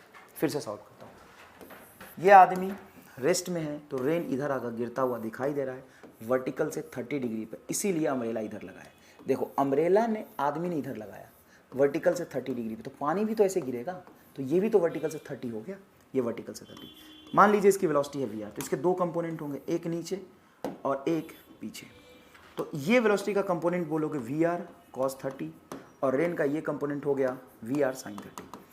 अब आदमी क्या किया कि आगे दौड़ने लग गया, सॉरी पीछे दौड़ने लग गया, आदमी पीछे दौड़ने लग गया वी एम बराबर 10 से। अब जितनी रफ्तार से आदमी पीछे जा रहा उतनी रेन की रफ्तार पीछे रही होगी, तो अगर ये दोनों वेलोसिटी 0 हो जाएगा तो रेन इसको पीछे जाता हुआ नहीं दिखाई देगा, सीधा नीचे गिरते हुए दिखाई देगा, तो आप कह सकते हो V M is equal to we R sine 30।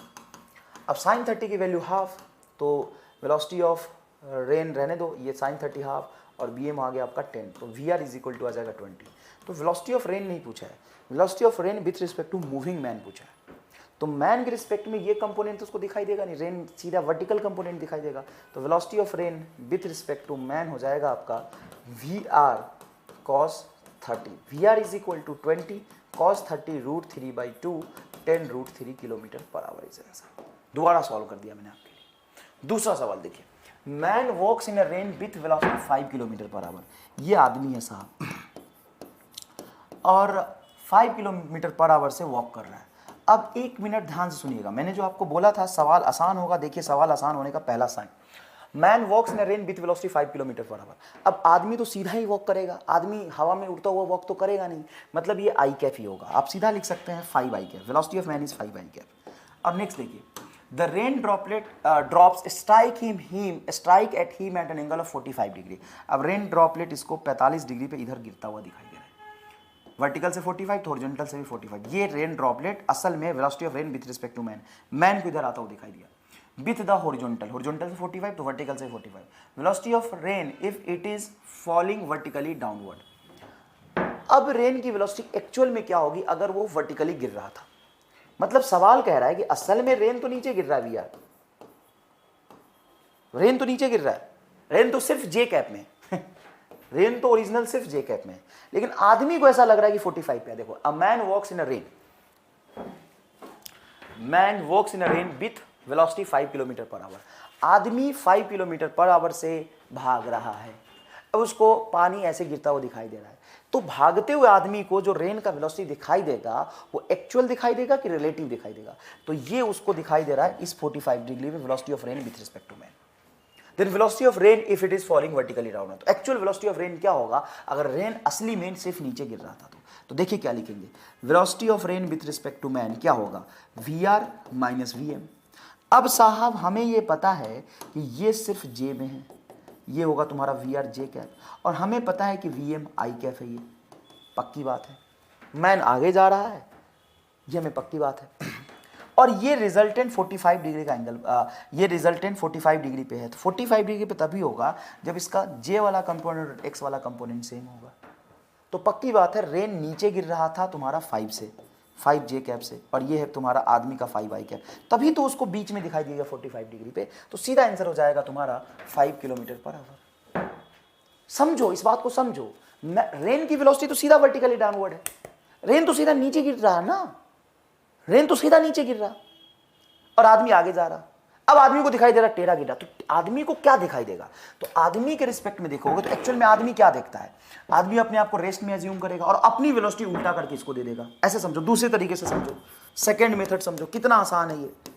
Second method समझो, आदमी अपने आप को, मैन अपने आप को कहाँ मानेगा, अपने रिस्पेक्ट में रेस्ट में मानेगा। अब मैन देखेगा कि एक्चुअल में रेन इधर गिर रहा है, velocity of rain with respect to man, असल में रेन तो सिर्फ वाई में नीचे गिर रहा, वो सवाल में लिख दिया है, और आदमी आगे दौड़ रहा था तो अपनी वेलोसिटी उल्टा करके इसमें चिपका देगा, तो ये हो जाएगा। अब ये हमें पता है 5 और एंगल है 45, तो दो वेक्टर का रिजल्टेंट बीच में तभी आ जाएगा जब इसका और इसका मैग्नीट्यूड सेम होगा, तो ये भी 5 होना चाहिए, तो आंसर आ गया 5। फील करोगे तो एकदम आसान लगेगा, कंसेप्ट एकदम आसान लगेगा। नेक्स्ट देखिए, a car with vertical windshield. Vertical windshield मतलब कार चला रहा हूं, उसका दीवार शीशा जो है, विंडशील्ड जो है ना कार का आजकल थोड़ा टेढ़ा होता है, लेकिन वर्टिकल विंडशील्ड ऐसे देखो, ये कार है, ये कार है, ये सामने वाला फ्रंट मिरर है, ये वर्टिकल विंडशील्ड एकदम, ये कार है। A car with vertical windshield move in a rain storm at a speed 40 kilometre per our. देख लो एक्स में जाएगा वेलोसिटी ऑफ कार, कार को हवा में थोड़ी ना उड़ाओगे, तो ये 40 आई कैप आ गया 40 आई कैप आ गया, कितना आसान है। And rain drops fall vertically with constant speed 20 metre per second. देखो यहाँ लिखा है फॉल्स वर्टिकली, नीचे 20 मीटर पर सेकंड से, मतलब ये रेन की वेलोसिटी हो गई, वेलोसिटी ऑफ रेन इधर हो गया तुम्हारा 20 metre per second. Then the angle at which rain droplet strike the windshield. Windshield से कितने एंगल पे स्ट्राइक करेगा, तो विंडशील्ड कैसा है वर्टिकल, तो इस पे कितने एंगल पे स्ट्राइक करा है वो पूछा है। मैं यहाँ पे बना देता हूँ फाइनली, ये विंडशील्ड हो गया, ये वर्टिकल विंडशील्ड हो गया।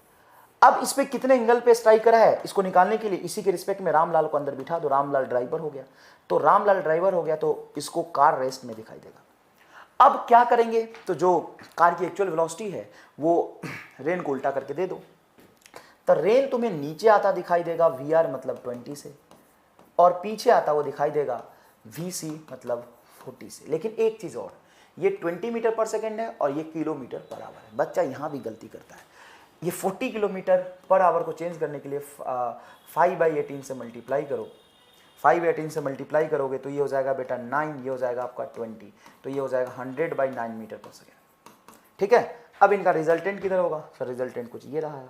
अब हमें क्या करना है, ये एंगल बताना है, विंडशील्ड पे कितने एंगल से टकरा है ये एंगल बताना है। तो सर ये एंगल कैसे निकाले, ये थीटा, तो ये भी थीटा होगा, ये थीटा होगा। अब यहाँ पे tan थीटा लिखो, तो tan थीटा होता है परपेंडिकुलर, ये VC को यहाँ भी बना सकते हो। हाँ सर देखो बेटा, ये यहाँ बनाओ यहाँ बनाओ, एक ही बात है, तो tan थीटा हो जाएगा VC/VR।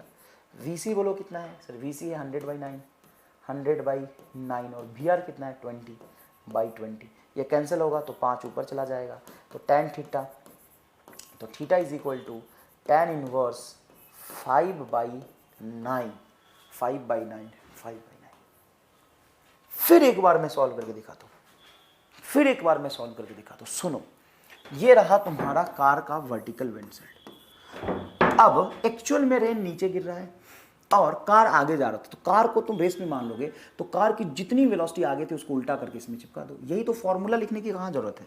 तो ये हो गया तुम्हारा वेलोसिटी ऑफ रेन था ये 20 जे कैप, माइनस लगा दो चाहो तो, और ये था तुम्हारा 40 किलोमीटर पर आवर था, 5/18 से मल्टीप्लाई किया तो ये हो गया तुम्हारा 100/9, 100/9। अब इनका रिजल्टेंट वेलोसिटी जो होगा, रिजल्टेंट वेलोसिटी बेटा ऐसे आएगा, ये हो गया velocity of rain with respect to car.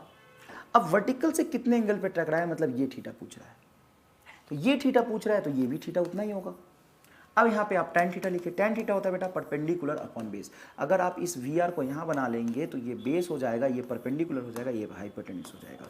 तो VR बटा ये VR आप ये सॉरी ये VC था, कार का था, ये VR था VC, तो ये नीचे लिख देंगे परपेंडिकुलर VC बटा VR। तो VC बताइए क्या होगा सर, ये हो जाएगा 100/9 और ये हो जाएगा आपका 20, ये हो जाएगा 5/9। तो tan theta is equal to 5/9।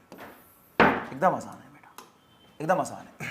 ये देखिए रेनमैन प्रॉब्लम जो होता है, रेनमैन प्रॉब्लम की हम बात करते हैं उसमें आराम से, उसमें तुमसे यही पूछेगा कि आदमी को रेन कितने डिग्री पे इधर आता है वो दिखाई दे रहा है, तो तुम्हें क्या करना है कि velocity of rain with respect to man लिखना है। क्या लिखना है, velocity of rain with respect to man. ये क्या होता है, ये सिंपल होता है VR माइनस BM। इसका क्या मतलब, इसका यही मतलब है ना कि रेन की वेलोसिटी में से माइनस कर देंगे मैन की वेलोसिटी। अब रेन की वेलोसिटी सीधा वर्टिकल ही डायरेक्शन में होगा और मैन की वेलोसिटी एक्स में होगा, तो इसलिए कहते हैं कि मुश्किल होगा। कहाँ मुश्किल हो गया, मैन एक्स एक्सिस में चलेगा तो ये VM I कैप में होगा और VR J कैप में होगा, बस ये कंसेप्ट से आपको सवाल को सॉल्व करना है। अब इसको आप ऐसे भी सॉल्व कर सकते थे कि velocity of rain with respect to car लिखते हैं VR माइनस VC, तो वेलोसिटी ऑफ रेन को लिखते हैं आप -20 J cap and velocity of car को लिखते हैं आप ये आगे चल रहा था तो ये हो जाएगा आपका -VC को लिख लेते हैं आप 100/9 I कैप। तो ये दोनों का रिजल्टेंट किधर होता है, दोनों निगेटिव, तो इस डायरेक्शन में होता, यही तो बना है देखो इस डायरेक्शन में। रिलेटिव वेलोसिटी में क्या होता है, जो ऑब्जर्वर है मतलब कार या मैन ऑब्जर्वर होगा वो अपने आप को रेस्ट में मानेगा, उसकी वेलोसिटी जितनी भी होगी उसको उल्टा करेगा पहले, जैसे कार आगे चल रहा था कार उल्टा करके रेन को दे देगा।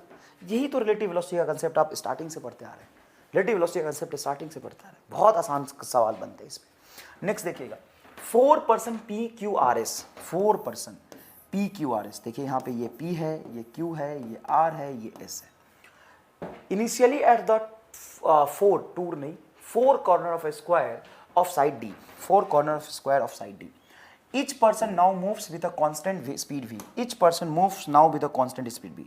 ये V से चलना शुरू किया, ये भी V से चलना शुरू किया, ये भी V से चलना शुरू किया, ये भी V से चलना शुरू किया। फिर in such a way that P always move directly towards Q. देखिए P Q की तरफ जा रहा, Q towards R and R towards S and S towards P. Then the 4 person will meet after the time. ये सवाल और different language में पूछे जाते हैं। ये सवाल ऐसे भी पूछे जाते हैं कि इक्विलैटरल ट्रायंगल के 3 कॉर्नर पे 3 आदमी हैं A B C। A देख के चलना शुरू किया B को, B देख के चलना शुरू किया C को और C इंटरेस्टेड है A में। ऐसे सवाल पूछे जाते हैं, ध्यान से देखिएगा। A इंटरेस्टेड है B में, B इंटरेस्टेड है C में B किस में इंटरेस्टेड है साहब, C में, तो V से भागा। A किस में इंटरेस्टेड है B में और C इंटरेस्टेड है A में।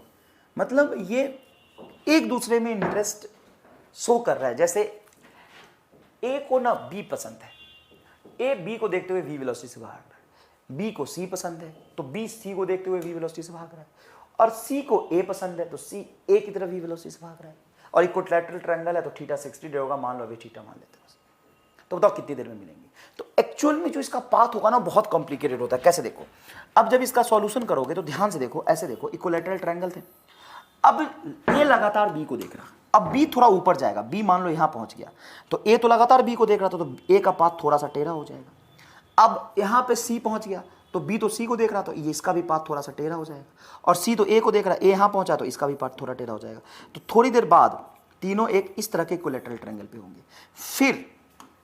फिर ये लगातार इसको देख रहा है तो इसका पाथ और थोड़ा टेढ़ा होगा और टेढ़ा होगा और टेढ़ा होगा, थोड़ा पाथ और टेढ़ा होगा, तो एक्चुअल में इस तरह के पाथ पे चलते हुए तीनों मिलेंगे यहाँ पे। तो ये डिस्टेंस अपॉन टाइम आप भी स्पीड से नहीं निकाल सकते। एक्चुअल पाथ देखोगे तो बहुत मुश्किल है। उसी तरीके से स्क्वायर पे देखो, स्क्वायर में क्या हो रहा है, तो स्क्वायर में ऐसे चल रहा है। देखो ये जो है ना P, वो लगातार Q को देख के भाग रहा है B स्पीड से, P Q के पीछे भाग रहा है, Q तुम्हारा R के पीछे भाग रहा है, और R तुम्हारा S के पीछे भाग रहा है, और S P के पीछे भाग रहा है। थोड़ी देर बाद ये कहीं यहाँ पे होंगे, ये यहाँ पे होगा, ये यहाँ पे होगा, ये यहाँ पे होगा। इसको तुम मिलाओगे, देखो एक छोटा स्क्वायर बनेगा। फिर क्या होगा, फिर जैसे Q ऊपर तो P Q की तरफ, Q R की तरफ, ये इसकी तरफ और ये इसकी तरफ, फिर से ये छोटा स्क्वायर बनेगा। और इसी तरीके से इस तरह के पाथ पे चलते हुए ये चारों यहाँ पे मिलेंगे। इस कंसेप्ट से सॉल्व करना बहुत ही कॉम्प्लिकेटेड हो जाता है। तो हम इसको कैसे सॉल्व करेंगे? और भी केस बनते हैं, जैसे हेक्सागोनल। हेक्सागोनल ऐसे देखो, हेक्सागोनल में 6 आदमी खड़े हैं। अब किसी को एक दूसरे से प्यार नहीं है। ए बी को देख के भाग रहा v वेलोसिटी से, बी सी को देख के भाग रहा v वेलोसिटी से, सी डी को देख के भाग रहा v वेलोसिटी से, ये इसको देख के भाग रहा v वेलोसिटी से, ये इसको देख के भाग रहा v वेलोसिटी से, ये इसको देख के भाग रहा v वेलोसिटी से। कितने देर बाद तीनों मिलेंगे? तो इसमें कितने सारे सवाल बन सकते हैं सर? एक तो स्क्वायर वाला आपने पीछे लिखा, देखिए ये एकदम प्रॉपर लैंग्वेज के साथ लिखा है। उसके बाद ट्रायंगल हो सकता है, स्क्वायर हो सकता है, हेक्सागोनल हो सकता है, या दो ऑब्जेक्ट है, दोनों एक दूसरे की तरफ देख के भाग रहे हैं, है ना। तो यहाँ पे मैं बना देता हूँ, रुको, यहाँ पे मैं अच्छे से बनाता हूँ, एकदम अच्छे से बनाता हूँ। देखो ऐसा भी हो सकता है, ये ए और बी है, दोनों एक दूसरे को देख के वी रफ्तार से भागे। 2 आदमी का केस ये होगा। 3 आदमी का केस ये होगा, इक्विलैटरल ट्रायंगल पे खड़े हैं, ये इधर भाग रहा वी से, ये इधर भाग रहा वी से, ये इधर भाग रहा वी से। अब स्क्वायर का केस ये हो जाएगा। स्क्वायर का केस देखो, ये इधर भाग रहा वी से, ये इधर भाग रहा वी से, अरे चलना, ये इधर भाग रहा वी से, ये इधर भाग रहा वी से, ये इधर भाग रहा वी से, ये इधर भाग रहा वी से। उसके बाद हेक्सागोनल का केस देख सकते हैं। हेक्सागोनल में 6 आदमी हो जाएंगे। तो ऐसे सवाल किसी भी लैंग्वेज में आपसे पूछा जा सकता है। कैसे सॉल्व करेंगे? तो रिलेटिव मोशन का कंसेप्ट लगाएंगे और एक्स एक्सिस और वाई एक्सिस में अलग सोचेंगे। एक ही सेकंड में सवाल सॉल्व, एक ही सेकंड में सवाल सॉल्व। कोई भी एक केस उठा लीजिए। चलिए हम ये उठाते हैं, ट्रायंगल वाला उठाते हैं। ये रहा आपका ए और ये रहा बी, ठीक है, एंगल 60 डिग्री। अब सोचिएगा ध्यान से, मोशन ए के रिस्पेक्ट में देखते हैं। तो ए आ गया रेस्ट में, ए आ गया रेस्ट में, बी का वेलोसिटी इस तरफ है वी, और ई अपनी वेलोसिटी पीछे दे देगा एक वी, ठीक है। ये एंगल है सर 60 डिग्री, ठीक है। अब इस वी का 2 कंपोनेंट होगा। अरे एक खुद का वी तो था इसके पास, ये रुक गया तो अपनी वेलोसिटी पीछे दे दिया ना वी, ठीक है सर। अब इस v का 2 कंपोनेंट होगा, एक पीछे की तरफ बताइए क्या होगा सर, v cos 60, एंगल 60 है, ऊपर की तरफ होगा v sin 60, चलो ठीक है। ये v और प्लस एक ऐड हो गया v cos 60। Motion, consider motion along x axis, consider relative motion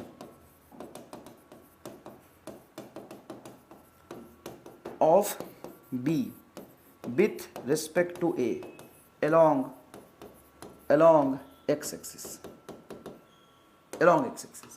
तो x axis में अगर आप वेलोसिटी देखें तो A अपने आप को रेस्ट में मानेगा हमेशा, और B इस तरफ v प्लस वी cos 60 से आ रहा। तो सिर्फ x एक्सिस में इन दोनों के बीच की जो डिस्टेंस होगी वो हो गई कुछ d, इनके बीच की डिस्टेंस हो गई d। तो टाइम बराबर डिस्टेंस d, एक्सीलरेशन है नहीं, रिलेटिव वेलोसिटी, तो v plus V cos 60, v plus V cos 60, v cos 60 हो जाएगा 1/2, तो हो जाएगा d प्लस 3v/2, 2 ऊपर चलाएगा 2d/3v। ये आंसर आ गया, ये आंसर आ गया। देखो मैं y एक्सिस वाले से मतलब ही नहीं रखता। जब ये x एक्सिस में मिलेंगे तो x एक्सिस में मान लो a और b के बीच में अभी डिस्टेंस है d, और ये a और b कहीं जाके मिल गए, तो x में टोटल कितना चले सर, x में d डिस्टेंस चले, और x की रिलेटिव वेलोसिटी हमेशा कितनी होगी, तो हमेशा ये 60 डिग्री पे चल रहा होगा, तो x की तरफ रिलेटिव वेलोसिटी होगा v प्लस cos 60, ये आंसर होगा। अब तुम यहां देखो, अगर ये रहा तुम्हारा a और ये रहा b, अगर तुम a को रेस्ट में मान लो, a को रेस्ट में मान लो और b को देखो, तो b के पास 2 वेलोसिटी हो जाएगी, एक खुद की इधर v और एक खुद की इस तरफ v। ध्यान से देखना बेटा अच्छे से। तो सर ये v और ये v, इन दोनों के बीच की डिस्टेंस बोलो d, तो टाइम इज इक्वल टू क्या होगा d डिस्टेंस, और x एक्सिस में हमेशा b a की तरफ v से चलता हुआ दिखाई देगा। मैंने तुम्हें बताया था ये फोटो बना के कि हमेशा ये स्क्वायर ही बनाएगा, जैसे इसका पाथ ऐसा होगा। थोड़ी देर बाद देखो बेटा, थोड़ी देर बाद जब a यहाँ पहुँचेगा, b यहाँ पहुँचेगा, c यहाँ पहुँचेगा, d यहाँ पहुँचेगा, तो ये अभी भी स्क्वायर बना रहा होगा, और अभी भी ये इसकी तरफ v से भाग रहा होगा और ये परपेंडिकुलर चल रहा होगा। तो एक दूसरे के लाइन ज्वाइनिंग की तरफ v स्पीड ही रहेगी। एक दूसरे के लाइन ज्वाइनिंग की तरफ हमेशा ये इस लाइन से परपेंडिकुलर जाएगा और ये v की तरफ इस तरफ आएगा। तो इनके बीच की डिस्टेंस कितनी स्पीड से कम हो रही है, v से। वही रिलेटिव वेलोसिटी से यहां देखो a रेस्ट में है और b एक्चुअल में इधर जाता हुआ दिखाई देगा, लेकिन हमेशा b जो है a की तरफ a रफ्तार से चलता रहेगा। तो टाइम इज इक्वल टू हो जाएगा d बटा v।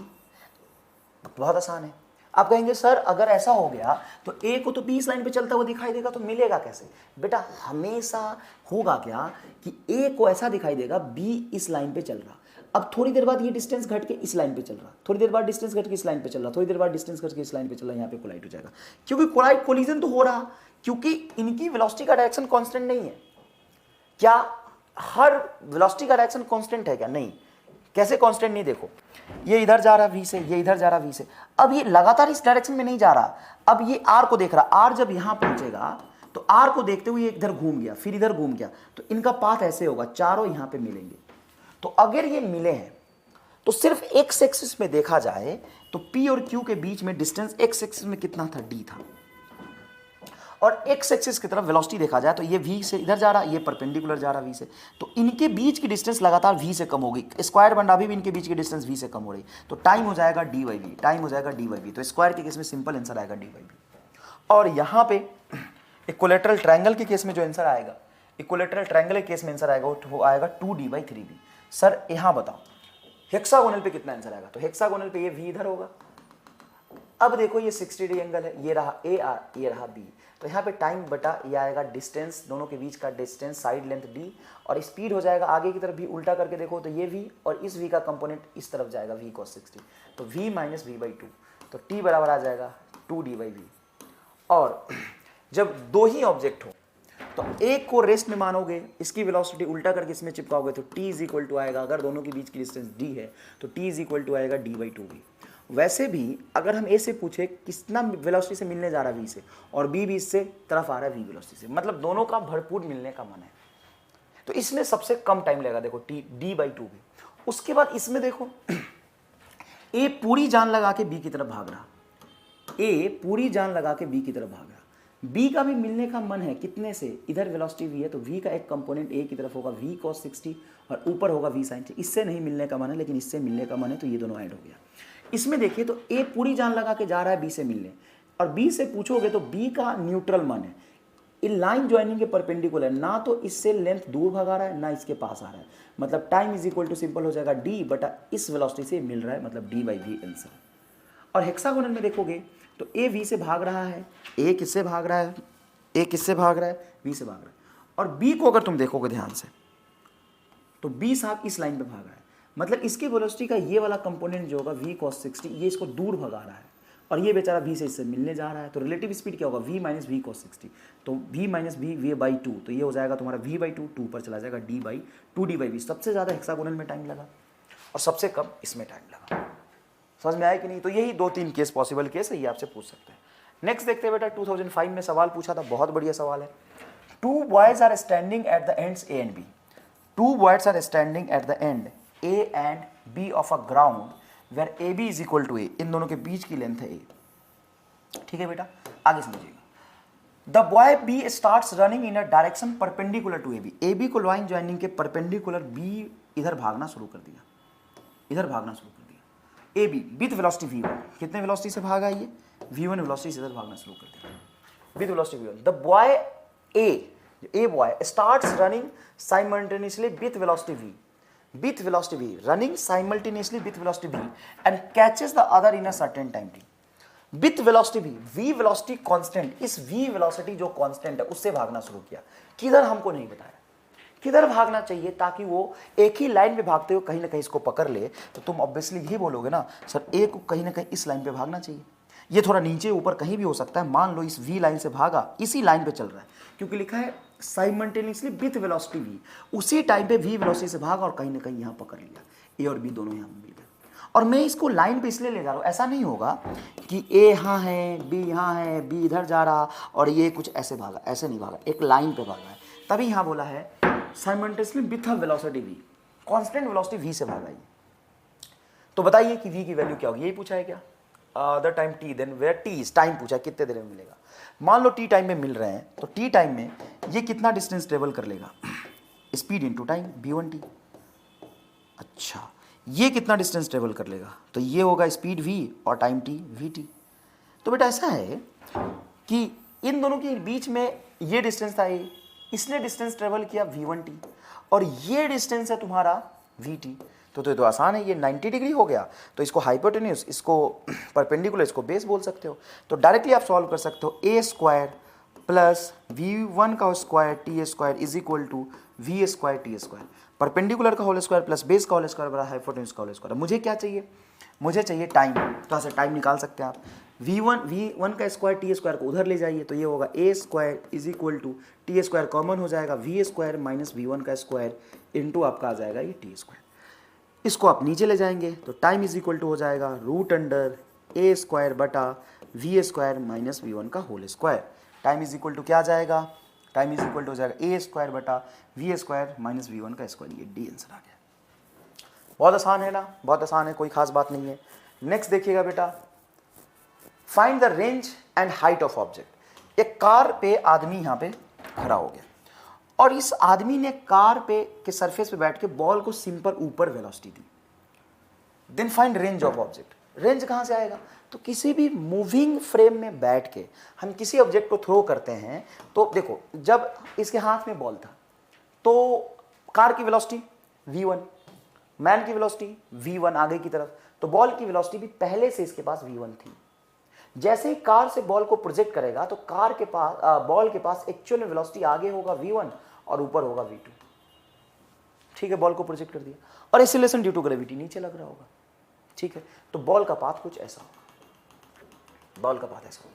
अब मान लो ये कार से लगातार चल रहा है, ये कार से ऐसे चल रहा है, ये कार से ऐसे चल रहा है, तो यहां पे ध्यान से देखिए, ये कार से v1 स्पीड से चल रहा था, तो यहां पे कहीं आके टकराएगा। बॉल को हॉरिजॉन्टल वेलोसिटी v1 कहां से मिला, कार के सरफेस पे होने की वजह से हॉरिजॉन्टल वेलोसिटी v1 मिला। और एक्चुअल में बॉल को वेलोसिटी कितना दिया, तो बॉल को v2 वेलोसिटी से प्रोजेक्ट किया, लेकिन बॉल कार में था, आदमी कार v1 से चल रहा था, आदमी के कार के सरफेस में मैन है, ये भी v1 से आगे चल रहा है, बॉल भी v1 से आगे चल रहा है, तो थ्रो तो इसने ऊपर किया, लेकिन बाय डिफॉल्ट कार पे होने की वजह से इसको वेलोसिटी v1 आगे मिल गया। तो path of ball with respect to ground क्या होगा, parabolic and path of ball with respect to car क्या होगा, स्ट्रेट लाइन। क्यों, क्योंकि कार भी एक्स एक्सिस में कितने रफ्तार से चल रहा है v1 से, मैन भी एक्स एक्सिस में कितने रफ्तार से चल रहा है v1 से, और बॉल भी एक्स एक्सिस में कितने रफ्तार से चल रहा है v1 से। बॉल का वेलोसिटी जब उसको प्रोजेक्ट करेगा तो आगे v1 ऊपर v2 मिलेगा, ये मानते हो, और एक्स एक्सिस में कोई फोर्स नहीं, तो v1 बॉल की वेलोसिटी आगे कांस्टेंट रहेगा। कार भी आगे कितने से चल रहा है v1 से, बॉल आगे कितने से चल रहा है v1 से, तो मैन जो कार पे बैठा है इसको बॉल आगे जाता हुआ नहीं दिखाई देगा। अरे भाई साहब, मैं मान लो कि ट्रेन में बैठा हूं और ट्रेन में बैठ के बॉल ऊपर फेंकूंगा, तो ऐसा थोड़ी ना है कि मैं बॉल आगे फेंका तो सॉरी बॉल को ऊपर फेंकूंगा तो बॉल का पाथ पैराबोलिक होगा, नहीं, मैंने तो बॉल को ऊपर फेंका, अब पहले से मेरी वेलोसिटी आगे कुछ थी v, तो बॉल की भी आगे थी v, तो मुझे बॉल आगे जाता हुआ दिखाई नहीं देता है। लेकिन ग्राउंड पे बैठ के कोई देखेगा तो उसको ऐसा लगेगा कि आदमी यहां पे बैठा था, बॉल ऊपर फेंक दिया, तो आदमी की वेलोसिटी आगे v होने से बॉल ऐसे जाता हुआ दिखाई देगा। अब बाहर वाले आदमी को फिर मेरे हाथ में ऐसे गिर जाएगा। जब मैंने बॉल को फ्री छोड़ दिया एयर में, तो मेरे हाथ में होने की वजह से इसको v1 वेलोसिटी आगे मिला। ये बात मानते हो कि नहीं मानते हो बताओ। तो बॉल के पास आगे वेलोसिटी v1 और ऊपर वेलोसिटी v2, तो पैराबोलिक पाथ होगा। तो सर आप स्ट्रेट कैसे बोल दिए, मैन की वेलोसिटी आगे v1, बॉल की वेलोसिटी आगे v1, इसलिए स्ट्रेट बोल दिया। अब रेंज क्या होगा, मतलब कितना आगे बॉल इस आदमी के हाथ में वापस गिरेगा, तो रेंज तो बड़ा आसान है, 2ux uy/g होता है, तो ये हो जाएगा 2v1 v2/g। Maximum height ball का कितना होगा, vy का होल स्क्वायर बटा 2g, तो ये हो जाएगा v2 का होल स्क्वायर बटा 2g, आंसर आएगा। That's it. ये रिलेटिव मोशन के सारे कंसेप्ट हो। थोड़ा सा टेक्निकल मिस्टेक था, थोड़ा सा स्टूडियो में, है ना, तो कोई दिक्कत नहीं है। लेक्चर कंप्लीट हो गया, relative motion in plane. Next lecture में बेटा हम लोग स्टार्ट करेंगे सर्कुलर मोशन। तब तक के लिए जय हिंद, जय भारत।